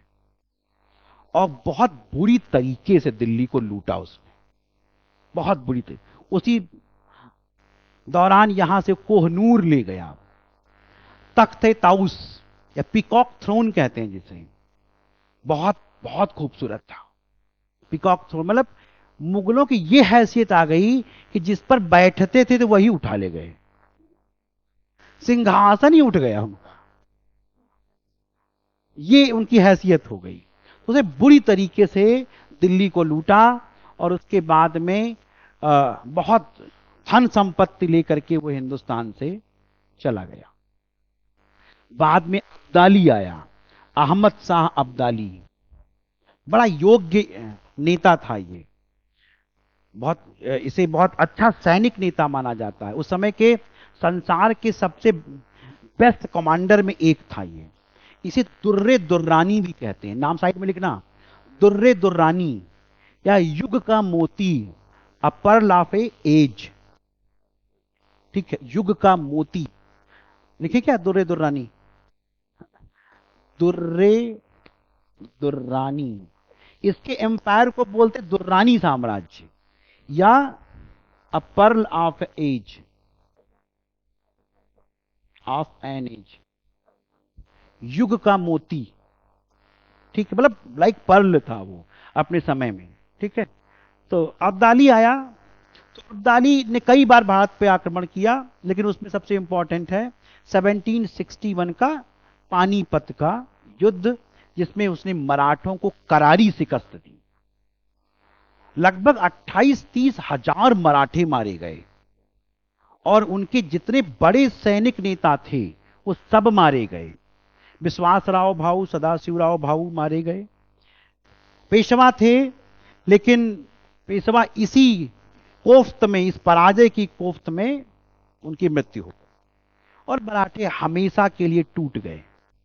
तो इसका सबसे इंपॉर्टेंट काम क्या था? इसने मराठों को पराजित कर दिया। ठीक है, तो फॉरेन इन्वेजन शुरू हो गए। साम्राज्य मजबूत होता तो इनको पश्चिमोत्तर में ही रोक लिया जाता। भाई ये है ना इंडिया का मैप। अगर कोई, ये दिल्ली है, अब इधर से कोई अगर आ रहा है, एंट्री मार रहा है, सब इधर से ही आते थे, एंट्री मार रहा है, तो अगर साम्राज्य मजबूत होगा तो इनको यहीं पर रोक लिया जाएगा, एंट्री थोड़ी करने देंगे। तो अपनी सीमाएं असुरक्षित हो गईं और ये विदेशी आक्रमण शुरू हो गए। तो मुगल साम्राज्य कमजोर तो था ही, लेकिन इन आक्रमणों ने यह स्पष्ट कर दिया पूरी दुनिया को कि मुगल खोखले हैं, अभी कमजोर हो गए हैं। ये किसी को नहीं पता था, कमजोर थे लेकिन पूरी दुनिया नहीं जानती थी। तो जब जब आया नादिर शाह, तो उसने जो हस्र दिल्ली का किया राजधानी का और मोहम्मद शाह का किया, उससे अब्दाली का रास्ता तैयार हो गया, बाकियों का रास्ता तैयार हो गया। अंग्रेजों को भी 1761 के बाद लगने लगा। औरंगजेब के समय तो नहीं कर पाए थे, अब समय है, मुंह उठाते हैं, अब आगे बढ़ते हैं। क्योंकि अंग्रेज ये अंदाजा लगाते रहते, गेस करते रहते थे, अब लड़ा जाए, क्या समय आ गया, अब लड़ा जाए, ये गेस करते रहते थे। तो औरंगजेब तक तो भाई कुछ नहीं हो पाया और इधर मराठों तक भी। लेकिन जब मराठे पराजित हो गए, बस दिमाग खुल गया, कहा कि अब लड़ने का समय आ गया। इसी के बाद देखिए मैसूर पर उन्होंने धावा बोला, तुरंत समझ में आ गया उत्तर से मत लड़ो। अभी उत्तर में मुगल कितने भी कमजोर हों, लेकिन इतने भी कमजोर नहीं हैं। और उस समय स्थिति तो अवध की स्थापना हो चुकी है, हैदराबाद की हो चुकी है, कर्नाटक की हो चुकी है, लेकिन ये सब इतने भी कमजोर नहीं थे कि एक चुटकी में तुम इनको जो निपटा दोगे। तो कहा नीचे से छोटे राज्य से शुरू करो, जो एक सामान्य व्यक्ति के द्वारा स्थापित है। तो शुरुआत वहां से इन लोगों ने। तो जैसे ये सिद्ध हुआ कि मुगल कमजोर हैं, अब कोई हमारा विरोध नहीं करेगा, छोटी छोटी शक्तियां ही विरोध करेंगी, तो अंग्रेजों ने भी अपना मुंह उठाना शुरू कर दिया। ये एक रीजन होता है। इसके अलावा साम्राज्य का पतन हो रहा है तो कुछ भाई इकोनॉमिक काजेस होंगे, आर्थिक कारण होंगे, अर्थव्यवस्था कमजोर होती है। क्यों? ध्यान से समझिएगा, उसी में कहीं नोट करते रहो, बनाते रहो। भाई अगर पॉलिटिकल इनस्टेबिलिटी है राजनैतिक रूप से, जैसे मान लो इंडिया है अपना, भारत, मेरा प्यारा भारत, और अगर ये पता हो कि अगले 1 साल में यहां पर सत्ता का संघर्ष शुरू होने वाला है, ठीक है, या यहां पर डेमोक्रेसी को खतरा है, यहां पर कानून बेहतर नहीं है, यहां पर डकैती, रॉबरी बहुत होती, पायरेट्स बहुत है आसपास, तो क्या कोई इंडिया में पैसा लगाएगा? क्यों लगाएगा? पागल है वो कि हम ऐसी जगह पैसा लगा दें जहां यही नहीं पता कि आगे सरकार कौन सी बननी है, किस टाइप की बननी है। आप अमेरिका में इन्वेस्ट करना पसंद करेंगे कि सोमालिया में? अमेरिका में, क्योंकि वो स्टेबल कंट्री है। तो जब भी पॉलिटिकल इनस्टेबिलिटी आती है, राजनीतिक अस्थिरता आती है, तो फिर आर्थिक कमजोरी खुद ब खुद स्पष्ट हो जाती है। तब आर्थिक रूप से आप कमजोर में गिने जाएंगे। क्यों? व्यापार खत्म होने लगेगा, ट्रेड कोई आपसे करेगा नहीं।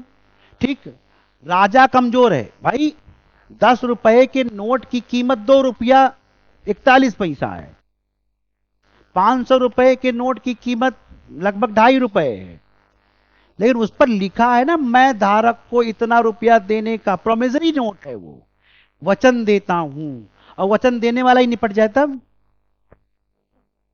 क्या वैल्यू रह गई इसकी? वो आरबीआई है, सब स्टेबल है, तो वो आराम से बढ़िया मार्केट में फ्लो हो रहा है। पता लगे आरबीआई में डाका पड़ा और सब लूट गया, सब लूट लेके चले गए, तो वो कागज का टुकड़ा मात्र रह जाएगा। तो अगर कुछ भी पॉलिटिकल इनस्टेबिलिटी आती है, तो इसका मतलब यह है कि आर्थिक रूप से कमजोरी आती है, मुद्रा का अवमूल्यन हो जाता है। डिवैल्यूएट हो जाती है मुद्रा, उसकी कोई वैल्यू नहीं रह जाती, इन्फ्लेशन बढ़ने लगती है तेजी से। ठीक, काला बाजारी, ब्लैक मार्केटिंग बढ़ने लगी। इसी में व्यापारी वर्ग अपना फायदा तलाशने लगता है। स्टोर करके रखो सब, महंगे दाम में बेचेंगे। आपदा आई उत्तराखंड में तो पार्ले जी बिस्कुट भी 120 रुपए का बिका, अगर आप लोगों ने पढ़ा हो न्यूज में तो। जब एक बार आई थी, बाढ़ आई थी बहुत ज्यादा वहां पर, क्लाउड बस्टिंग क्या कुछ हुआ था ऐसे, जो भी, हाँ, 13 14 16 में आई थी। ठीक, जब भी थी आई थी याद नहीं मुझे। तो वहां पर व्यापारियों ने फायदा उठाया, तो क्या करते, ब्लैक मार्केटिंग शुरू हो जाती है, और इससे फिर आर्थिक रूप से कमजोरी स्पष्ट होने लगती है। ठीक है, इसके अलावा आप देखिए कुछ और उसी में जनरल कॉजेज में लिखिएगा, सैनिक कारण कुछ हो सकते हैं, मिलिट्री कॉजेज हो सकते हैं, या सेना कमजोर हो जाए, सैनिक सत्ता से आप कमजोर हो जाएं। फिर अब मोहम्मद शाह आलम रंगीला किसी अपने सूबेदार को अगर डांटे कस के,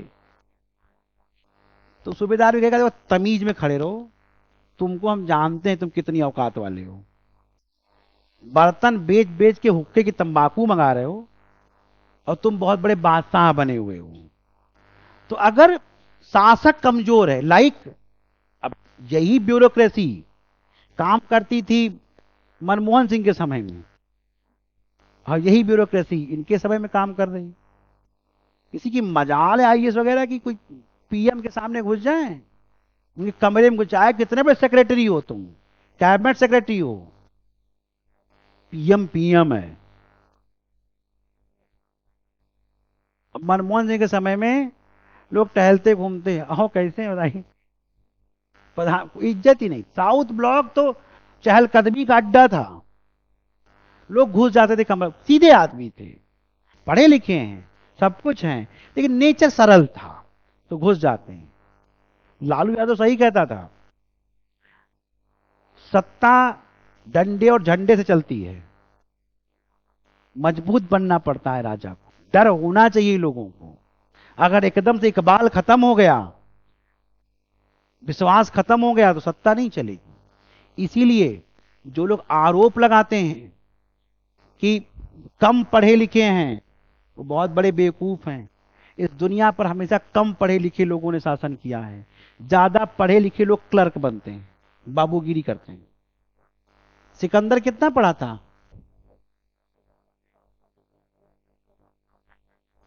अशोका द ग्रेट कितना पढ़ा लिखा था, कोई अंदाजा है, कोई पता है? स्कूल गया था कॉन्वेंट में,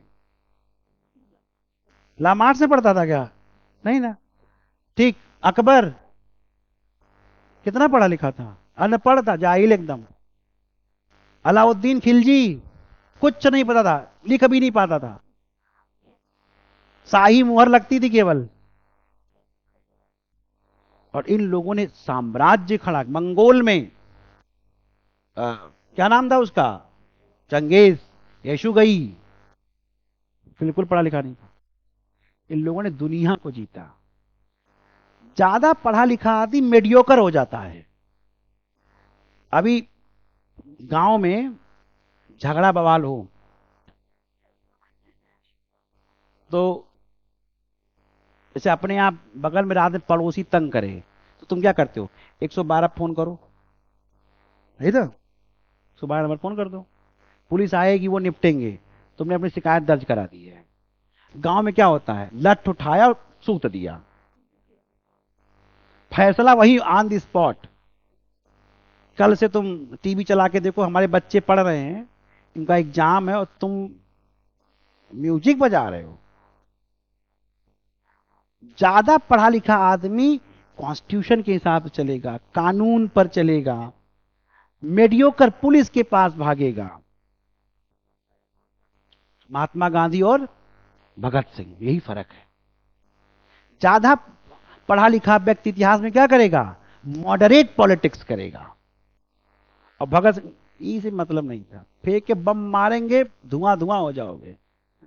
ठीक, इस संसार पर क्या है, कम पढ़े, तो इससे मत आप अंदाजा लगाइए कोई इंटरमीडिएट है तो बेहतर प्रशासक नहीं हो सकता है। कम से कम मोदी जी में ये कमी तो नहीं है, प्रशासक तो वो बेहतर है, बाकी जो जो जो कमियां हो वो एक अलग बात है। ठीक, इसका ड्रॉबैक भी बताएंगे कभी। तो आप देखें कि ये सत्ता संघर्ष या मतलब अगर इस टाइप की व्यवस्था है तो उसमें इन चीजों का पतन होगा। और अगर राजा कमजोर हुआ, शासक कमजोर हुआ, तो सेना तो खुद ब खुद कमजोर हो जानी है। और सेना कमजोर हुई तो जब आक्रमण होगा तो फिर आप प्रतिरोध किसी का नहीं कर पाएंगे और आपकी साम्राज्य की स्थिति खराब हो जाएगी। ठीक है, कुछ और बातें हैं उसमें। औरंगजेब की कुछ अपनी ज्यादा जिम्मेदारी, रिस्पॉन्सिबिलिटी ऑफ औरंगजेब, औरंगजेब का उत्तरदायित्व कुछ ज्यादा है। औरंगजेब जो था ये पढ़ा लिखा था, ये बाकी पढ़े लिखे नहीं थे, अकबर नहीं पढ़ा लिखा था, लेकिन औरंगजेब पढ़ा लिखा था। तो उसने क्या किया, पूरे हिंदुस्तान पर कब्जा करने का प्रयास किया कि पूरे हिंदुस्तान पर विजय प्राप्त करेंगे, उत्तर भी दक्षिण भी। एक स्टेटमेंट आता है औरंगजेब के संदर्भ में कि उसकी और उसके साम्राज्य दोनों की कब्र दक्षिण भारत में बन गई। बेवजह गया साउथ। उसका एक था लड़का अकबर, अकबर उसका भी नाम था, शहजादे अकबर, मतलब जो अकबर था वो बड़ा दुष्ट टाइप का था, निकृष्ट था, बाप को ही मारने पे तुला हुआ था और बाप के विरोधियों से समझौता कर रहा था कि आओ मेरा बाप बहुत दुष्ट है, मिलकर मारते हैं इसको। सिखों से समझौता कर रहा था।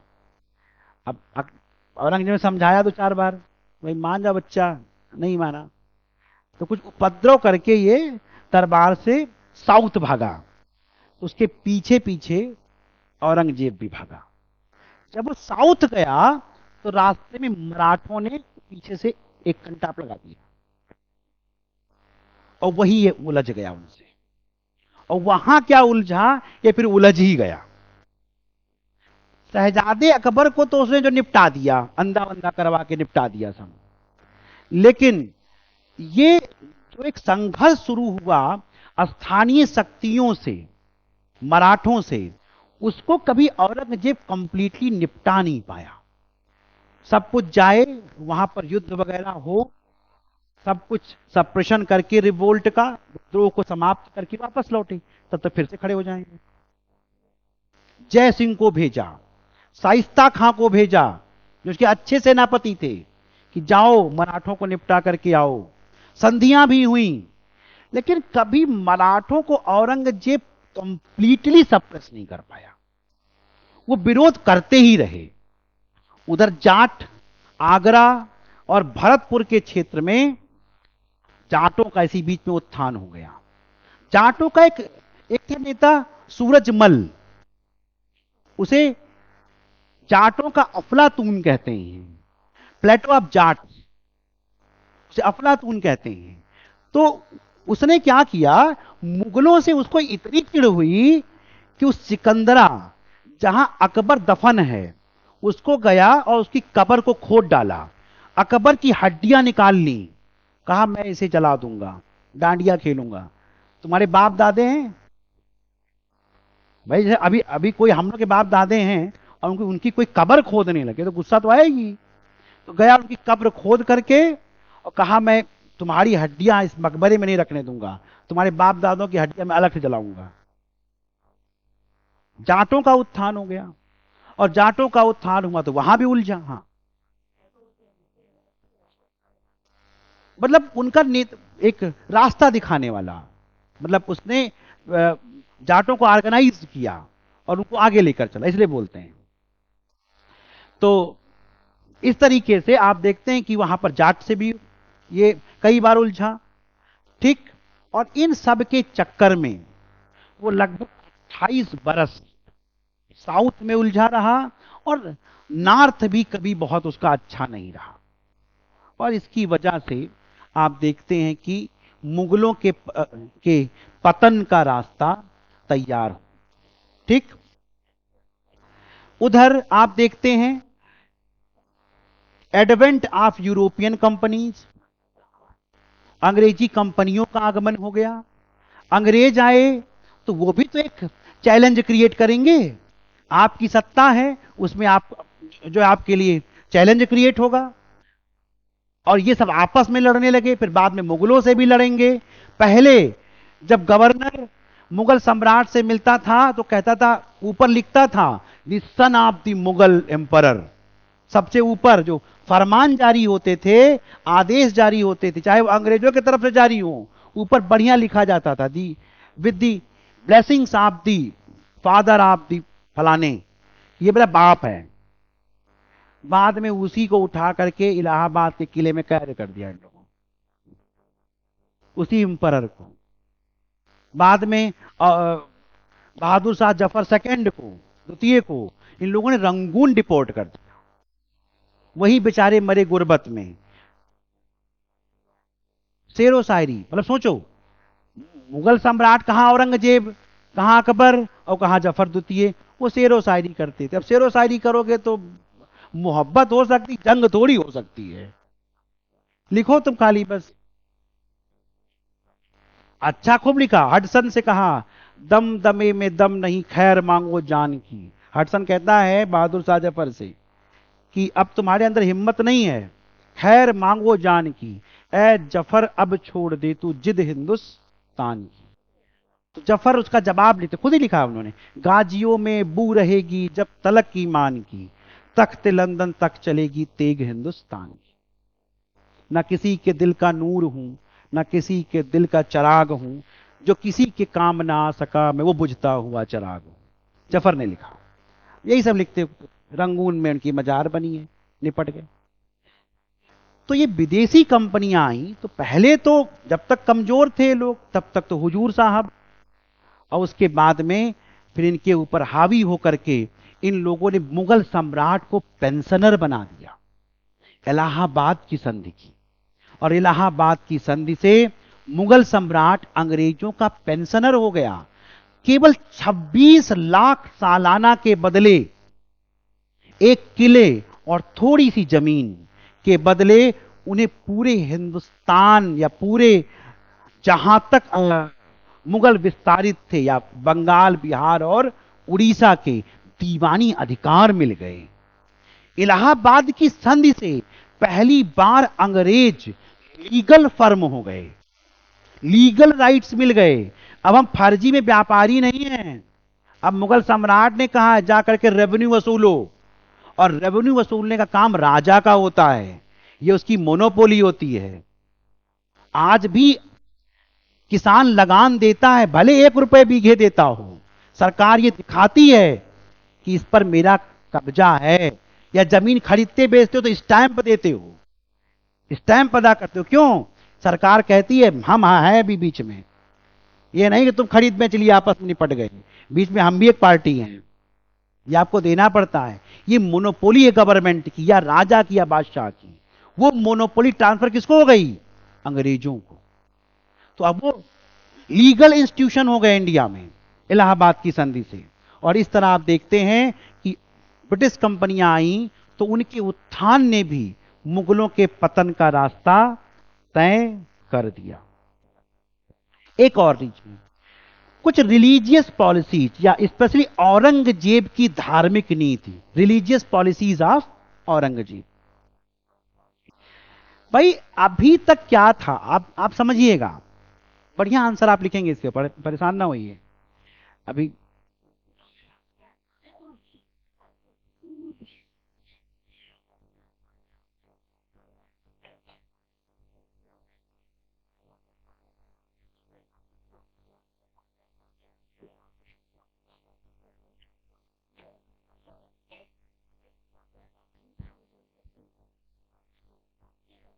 क्या हुआ कि religious policies of Aurangzeb.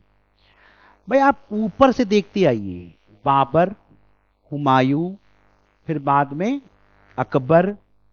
Akbar तो बहुत ओपन हार्ट था, ठीक। फिर बाद में शाहजहां, जहांगीर शाहजहां। इनके समय तक हिंदू मुस्लिम में अंतर जैसा कुछ नहीं रहा, या रहा भी तो बहुत स्पष्ट नहीं था। बाबर का तो कोई मतलब ही नहीं था, वो आधा शिया आधा सुन्नी था। उसकी वाइफ क्या थी, शिया थी। शिया थोड़े क्या होते, ओपन नेचर के होते हैं। क्यों, ऐसा ही तो है साइमा, आप मुस्लिम हैं, शिया ओपन होते हैं ना थोड़े। आप क्या हैं, सुन्नी, वहाबी हैं। अरे वाह, वहाबी तो बहुत कट्टर होते हैं। हाँ, वहाबियों का इतिहास में है नाम। नहीं मतलब मैं कह नहीं रहा हूं, वहाबी मतलब वहाबियों का नाम इतिहास में भी है। आगे पढ़ाएंगे वहाबी आंदोलन, विशेष रूप से आपको ध्यान में रखते हुए। हाँ, वहाबी मूवमेंट पढ़ा जाएगा। तो सुन्नी जो होते हैं वो थोड़े ऑर्थोडॉक्स होते हैं, ठीक है। और शिया जो होते हैं वो एक ही कंट्री बचा है शिया, ईरान, जानते ना, अयातुल्ला उल खमैनी जो उनके नेता हैं। बाकी सब सुन्नी हैं और बेचारे को तंग किए हुए हैं ईरान को। लखनऊ भी शियाओं का सेंटर था, क्योंकि यहां का जो वो था नवाब था, वो शिया था, ठीक, सआदत खान। तो जो अमीनाबाद है ना, पुराना अमीनाबाद, लाल बाग उसके पीछे, वहां भी शिया मुस्लिम्स रहते हैं। वो एटिकेट वाला बढ़िया है, मैनर है, सुंदर होते हैं शिया, काफी गोरे, एकदम वाइट कलर वाले, और ओपन नेचर के होते हैं। और शिया और सुन्नी का विवाद इतना है कि शिया और सुन्नी की बिल्कुल शादी नहीं होती। भले दोनों मुसलमान हैं, हिंदू मुसलमान भले हो जाए, शिया और सुन्नी में शादी नहीं होती। इतना ज्यादा डिफरेंस है। हिंदू मुसलमान भले एक बार चल जाए, क्योंकि बता रहे आपको, कहानी सुनाई थी प्राचीन भारत जब पढ़ा रहे थे, करबला की लड़ाई की, वहीं से शिया और सुन्नी क्या हुए थे, डिवाइड हुए थे। तो ये लोग क्या है कि स्टार्टिंग में जो आए सम्राट है, हुमायूं आया। हुमायूं को बाबर ने जो है क्या कहते समझाया था कि भाई अच्छे से रहना। और जब उसकी मृत्यु हो गई तो हुमायूं भी सिया मां की संतान था, तो इस वजह से ओपन नेचर का था, कोई ऐसा कोई बवाल नहीं था उसको हिंदुओं से। बाद में अकबर आया तो अकबर को हुमायूं समझा के गया था कि भाई मुगलों से मत लड़ना, उसने राजपूतों से मत लड़ना, राजपूतों से लड़ोगे तो तुम्हें कुछ हासिल नहीं होगा। तो अकबर ने, क्योंकि अनपढ़ था, तो बाप की बात मान ली। सारी लड़ाइयां, जितनी भी बड़ी लड़ाइयां अकबर ने जीती, उसमें सब में सेनापति कौन है, मोस्टली, मोस्टली में क्या है, राजपूत हैं। और राजपूतों की मदद से उसने एक बड़ा एम्पायर खड़ा किया। राजपूतों में विवाह किया, कछवाहों से किया। आमेर बहुत ओपन नेचर का था। अपनी पत्नी हरखा को उसने तुलसी का चौरा बनवा करके दिया, जहां तुलसी जी की पूजा होती है। कृष्ण की पूजा करने की इजाजत दी। जन्मदिन पर भोजन कराना शुरू किया। कृष्ण लीलाओं की इजाजत दी। स्वयं तिलक लगाता था। गौ हत्या पर रोक लगा दी। वैश्यावृत्ति पर रोक लगा दी। बहुत सारे काम किए उसने। उसने मुस्लिम मकतबों में धार्मिक पढ़ाई बंद करवा दी। खतना पर रोक लगा दी।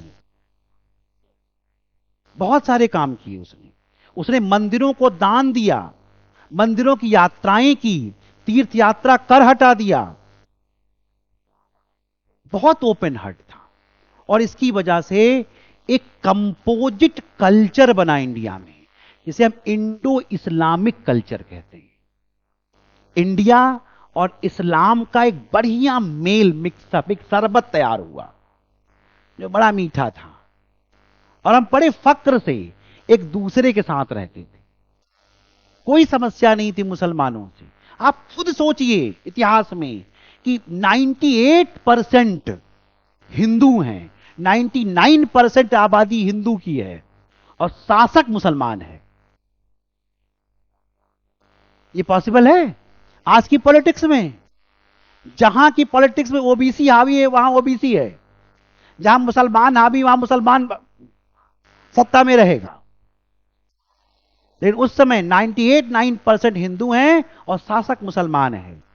और मथुरा और आगरा के लोग, झांसी और ग्वालियर के लोग सवेरे उठकर पैदल यात्रा करके काफिलों में, कारवां में सुबह झरोखा दर्शन के लिए अकबर की जाते थे। वो आगरे में खड़े होकर के झरोखे से दर्शन देता था, और उसमें हिंदू भी जाते थे और मुसलमान भी जाते थे। ये इमेज क्रिएट की थी उसने। राजपूतों से दोस्ती की, सिखों से दोस्ती की, बाकियों से भी दोस्ती की उसने। सबको अपने इबादत खाने में बुलाया। हरविजय सूरी को, दस्तूर मेहरजी राणा को, फादर मोंसेराट को, और सबको बुला करके कहा, बताओ तुम्हारे धर्म में क्या है। सवाल पूछे उनसे, और इबादत खाने से इस पूरी चीज को जान करके कि मेरी रियाया, मेरी जनता अलग अलग टाइप की है, और अगर हमें इन पर शासन करना है तो हमें इनके बारे में जानना होगा। तो उसने जाना, और इस तरीके से कंपोजिट कल्चर बना। हम प्रेम से मिलजुल के रहने लगे। अगले समय जहांगीर आया, तो जहांगीर के समय में क्योंकि बाप दादे इतना बना गए थे, कुछ मिटने वाला नहीं था। तो अगर भाई हमारे बाप अगर 100 अरब की प्रॉपर्टी बना ही जाए, तो उसको मिटाते मिटाते भी मुझे समय लगेगा ना, है ना। अचानक से एक दिन में थोड़ी मिट जाएगा। इतना कुछ नाम, फेम, ऑरा, व्यवस्थाएं, संस्थाएं, इतना सब कुछ बनी थी कि उसने जीवन में कोई काम नहीं किया सिवाय मोहब्बत के। लेकिन फिर भी कुछ मिटा नहीं। उसकी आदतें ठीक नहीं थी, लक्षण उसके ठीक नहीं थे। 3-4 घर में थी। एक दिन मीना बाजार में नूरजहां को देखा। नूरजहां सजावट का काम कर रही थी, लट्टू हो गया। उसके पति शेर अफगन को निपटवा दिया।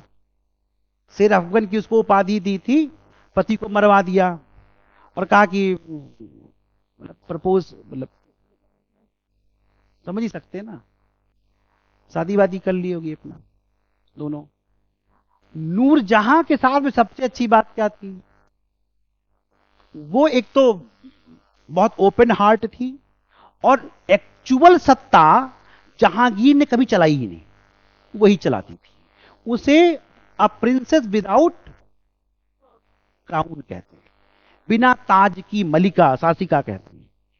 ताज बस सर पे नहीं था, बाकी वो प्रभाव पूरा रखती। जैसे अपनी माएं, बाप हिल नहीं सकते, चिल्लाते रहो। अपने बाप कितना भी बाहर नेतागिरी करें, माता जी जब जो चाह लेती हैं, होता वही है घर में, बशर्ते जब तक उनका मुंह बंद रहे, वो बात अलग है। वो कुछ ना बोले, बात अलग है। लेकिन अगर वो चाह ली कि तुमको सर के बल चलना है, तो सर के बल ही चलेंगे लोग, कुछ भी हो जाए। वैसे वो भी थी पत्नी के, उसको ये पता था कि मैं खूबसूरत हूं। ये सबसे अच्छी बात होती है। अगर आपको अपने गुणों का पता चल जाए कि मैं क्या हूं, उसको ये पता था मैं खूबसूरत हूं। दूसरा, वो इतनी फैशन परस्त थी, रोज रोज नए नए कपड़े बनवाती थी। लाइक एक कपड़ा होता है नूर महली, या आजकल आप लोग अनारकली कपड़े पहनते, क्या कहते हैं ना, सूट, वो किसकी देन है, नूरजहां। ठीक है, उसने ही पहली बार उसे इन्वेंट कराया था पहनने के लिए। ठीक है, ऐसे ही किम खाब का काम, किम खाब एक होता है तरीका, कभी बताएंगे बाद में कल्चर में। किम खाब का काम, जो गोटे लगते हैं ना, गोटा नहीं, नेट वाला जो कपड़ा होता है ना, नेट वाले कपड़े के ऊपर जो पैच वर्क होता है, ऐसे मतलब पैच लगा दो, सुंदर लगे, गोल्डन गोल्डन कलर में, उसे किम खाब कहते हैं। ठीक है, इस टाइप का कुछ काम उसने रोज अच्छा सा कपड़ा पहन के और जहांगीर को रिझाती थी।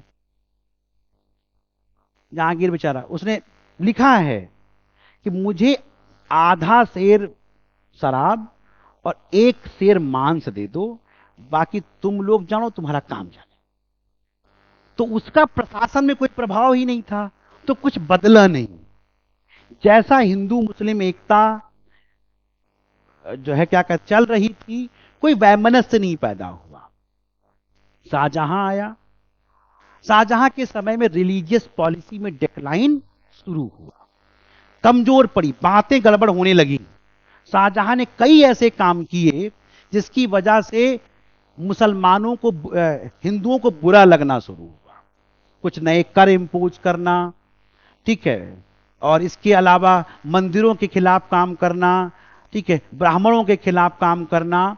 इस वजह से मुगल सिस्टम या मुगल व्यवस्था जिस बेस पर चल रही थी वो हिलने लगी।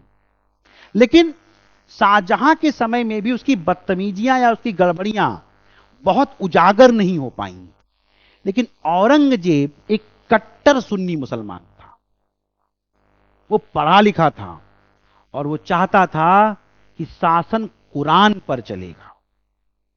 जहां दारुल हर्ब को दारुल इस्लाम में बदलेंगे, एक इलाके को हम इस्लामिक स्टेट में बदल देंगे।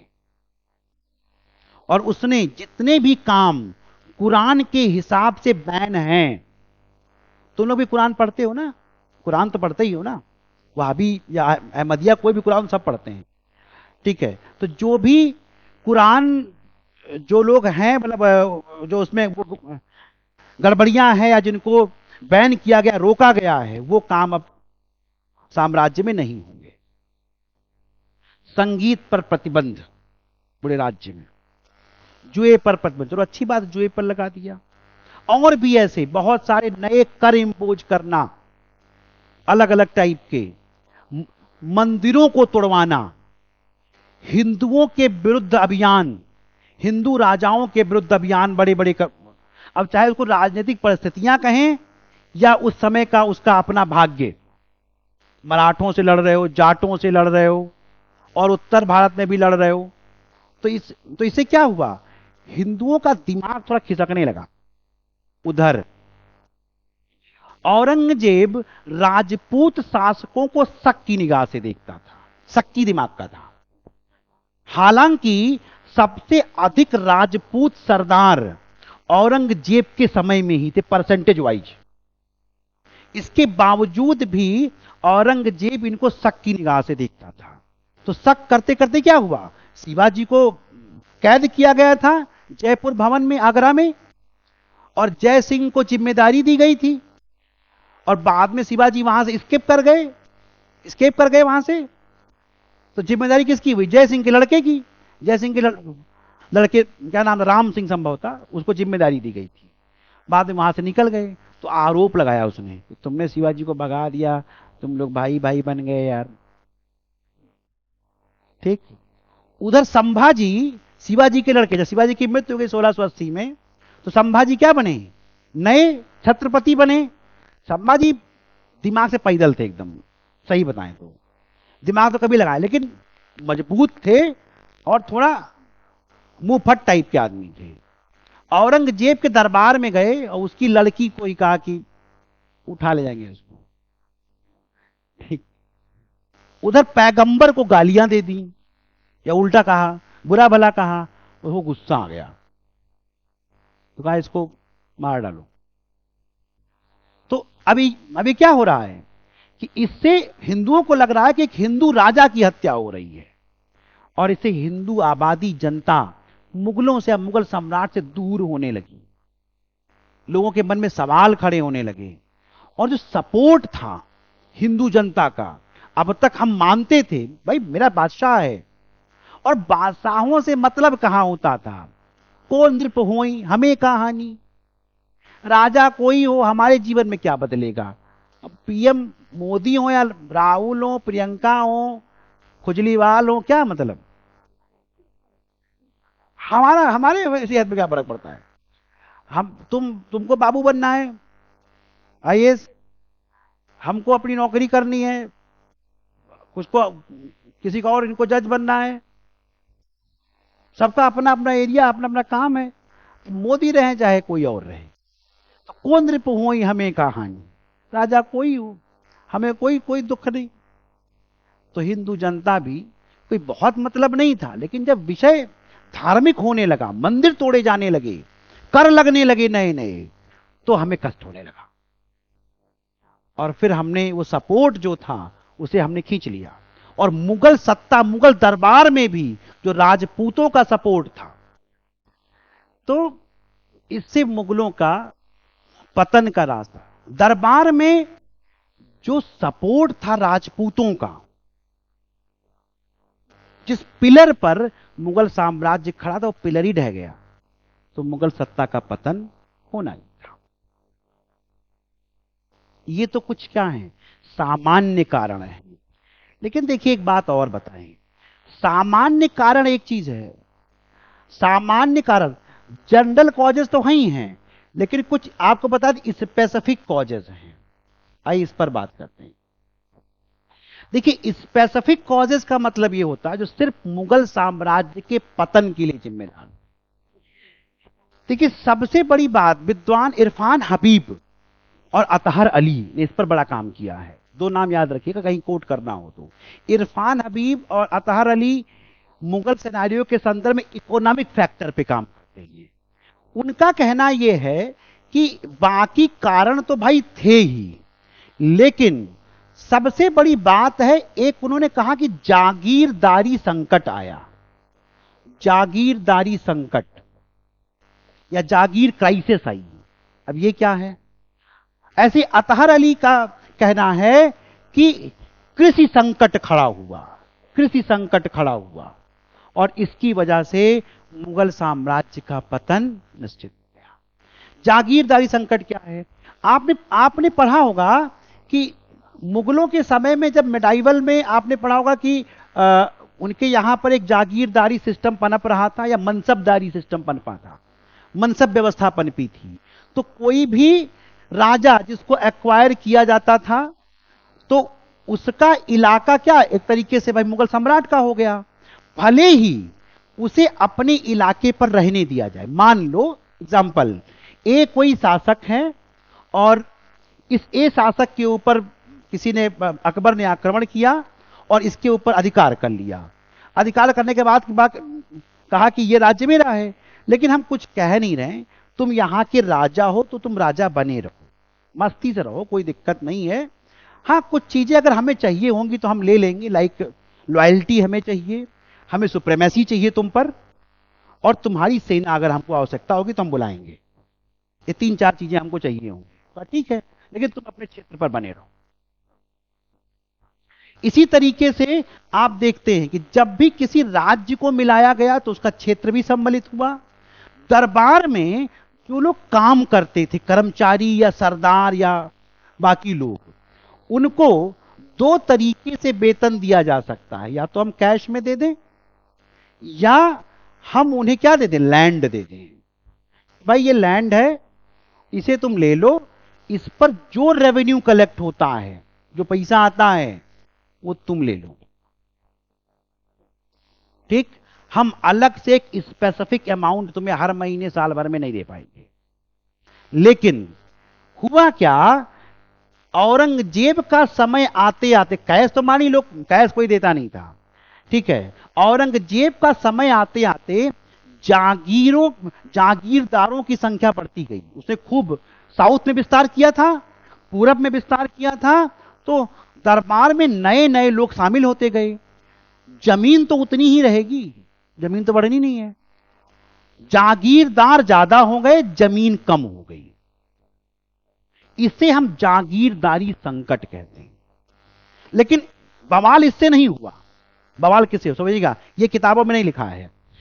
बवाल इससे हुआ कि भाई जागीर ठीक है, मान लो किसी को हम 100 गांव दे रहे हैं तो तुमको 10 ही दे दें यार, मत परेशान हो। भाई मोदी जी कह दें यार सूरज भाई नौकरी छोड़ दो, तुम छोड़ देंगे भाई? प्रधानमंत्री अपना कहीं ना कहीं एडजस्ट ही कर देगा, सांसद विधायक बना देगा आदमी। अब भाई शासक कह दे तो कोई इतना भाई वो नहीं होगा, नाराज नहीं होगा। लेकिन समस्या क्या थी, जैसे अगर कोई जागीर उत्तर भारत में है और कोई यहां दक्षिण में है, कोई इस इलाके में है, या कोई, तब तो ये इलाका भी अपने पास था, यहां रेगिस्तान में, सबकी अलग अलग वैल्यू है ना। अब यहां जो रेगिस्तान में बसा है, तुम 1000 बीघा और 10 बीघा बराबर है। जितना 10 बीघे में पैदा होगा वहां 1000 बीघे में पैदा होगा।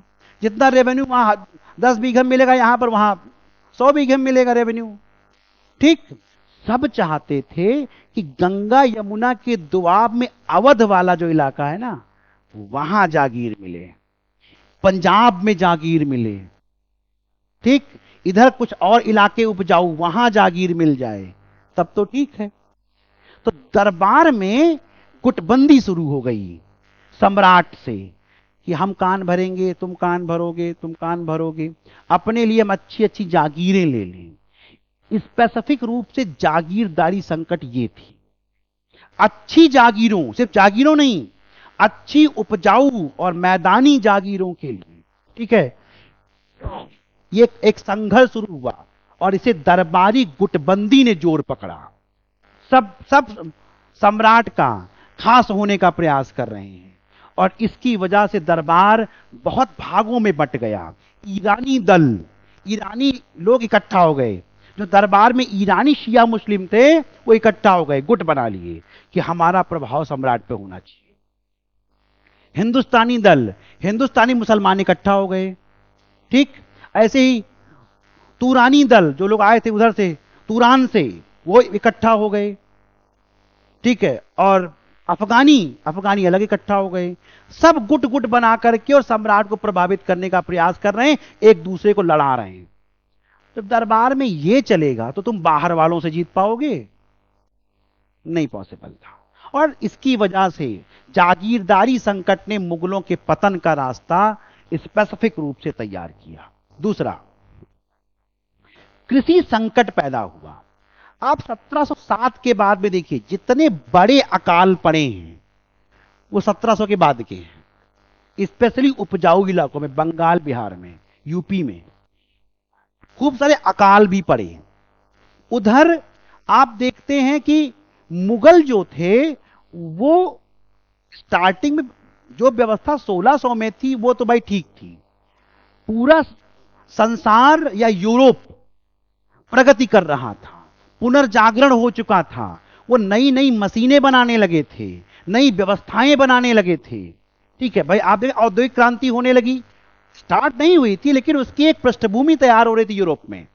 और यहां पर अपने यहां कुछ नहीं, जैसा पहले चल रहा था, जिस ढर्रे पर कृषि में कोई निवेश नहीं है, कोई तकनीक नहीं है, कोई व्यवस्थाएं नहीं है, वसूली आप बराबर करते जा रहे हो, खाद पानी नहीं दोगे, सिंचाई की व्यवस्था नहीं करोगे, अच्छे बीज नहीं दोगे, ऋण नहीं दोगे, बाजार नहीं बनाओगे, फसलों का अच्छा मूल्य नहीं मिलेगा, लेकिन तुम रेवेन्यू बराबर कलेक्ट करोगे।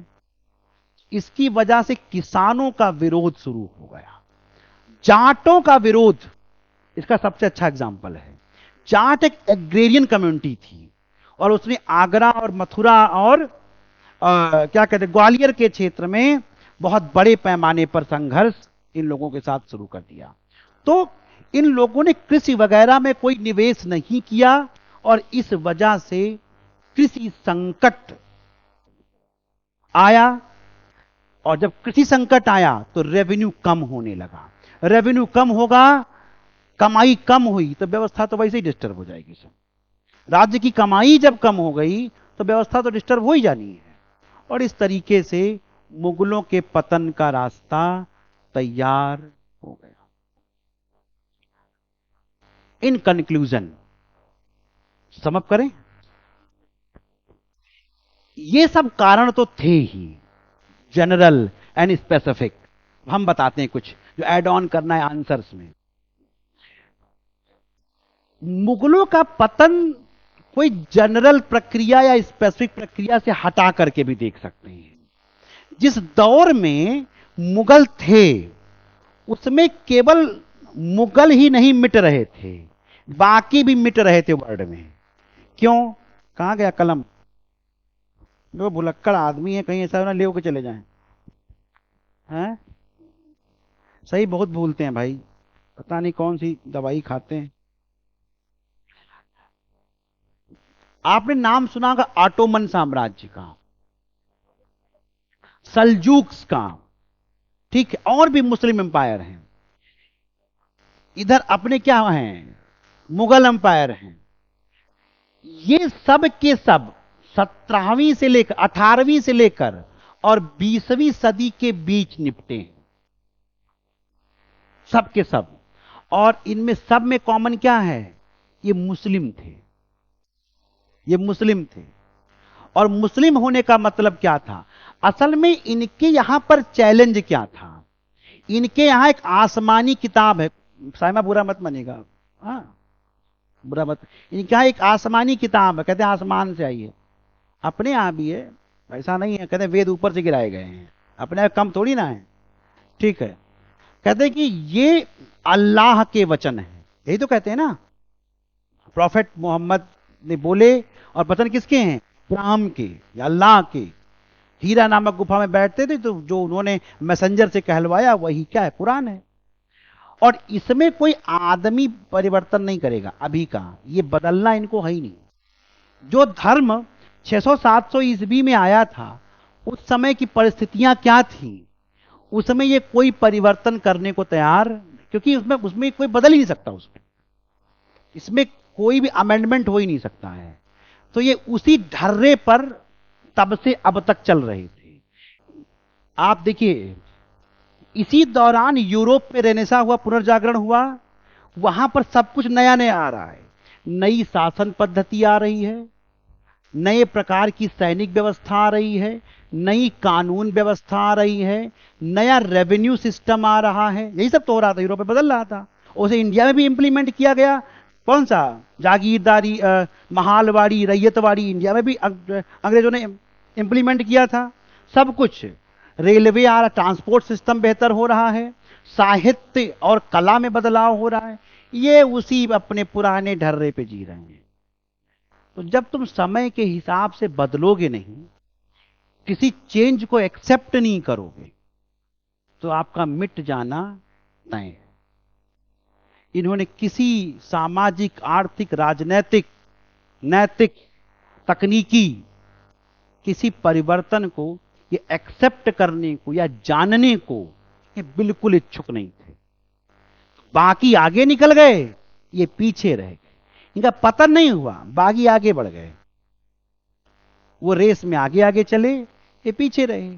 और जब तुमने कुछ भी नहीं बदला, तो उसका खामियाजा यही हुआ कि अंग्रेजों ने तुमको निपटा।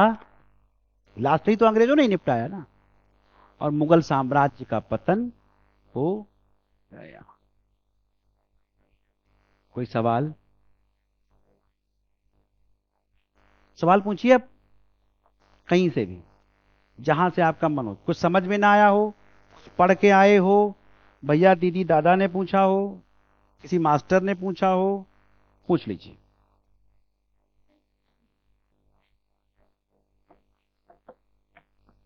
हाँ, इंडिया में भी हुआ, लेकिन लेट में हुआ। वहां 13 सेंचुरी में आ गया, 14 सेंचुरी में। अपने यहां पर 18वीं सदी में, 19वीं सदी मान लो। क्योंकि बीच में हमारा इतिहास ब्रेक हो गया ना। सोर्सेस बहुत हैं, किताबें बहुत हैं, दीमकें भी किताब चाटती हैं, लेकिन उनके काम का कुछ होता है? मानव उसी किताब को पढ़ता है, कहते कि किताब चाट जाओ, चाटती तो दीमकें भी हैं। ठीक। तो हमारे पास बहुत ज्ञान विज्ञान था, बहुत साहित्य था, बहुत तकनीक थी, लेकिन हम अपने को ही भूले हुए थे। बाद में भाई, पुनर्जागरण का मतलब क्या है? Renaissance, rebirth, reawakening. हमको फिर से जागना पड़ा, हम सो गए थे। बताएंगे बाद में, कभी आएगा तो आप लोग थोड़ा एक काम और करिए कि पृष्ठ पुच्छ मजबूत करके आइए। हम 3 घंटे पढ़ेंगे, 2.5 पढ़ेंगे कि 3.5 पढ़ेंगे, इसका कोई भरोसा 4 नहीं है, क्योंकि बहुत है पढ़ाने को। समय दोगे तो पढ़ा देंगे, जल्दी जल्दी पढ़ना है तो हम निपटा देंगे। ठीक। अरे अब चाय लाए यार, गला फूक गया, हद है, ले चलो यार बात। ठीक है, तो अगर भाई समय दोगे तो हम अच्छे से ढंग से बता दिया जाएगा। हाँ, क्वेश्चन लिख लेके आओ, क्वेश्चन लिखो, क्वेश्चन क्वेश्चन क्वेश्चन लिखो, क्वेश्चन लिखो, क्वेश्चन लिखो। सिंपल वही लिखो, मुगलों के पतन के कारण। लेकिन यूपीएससी लायक लिखना, वो किताब टीप के मत लिखना,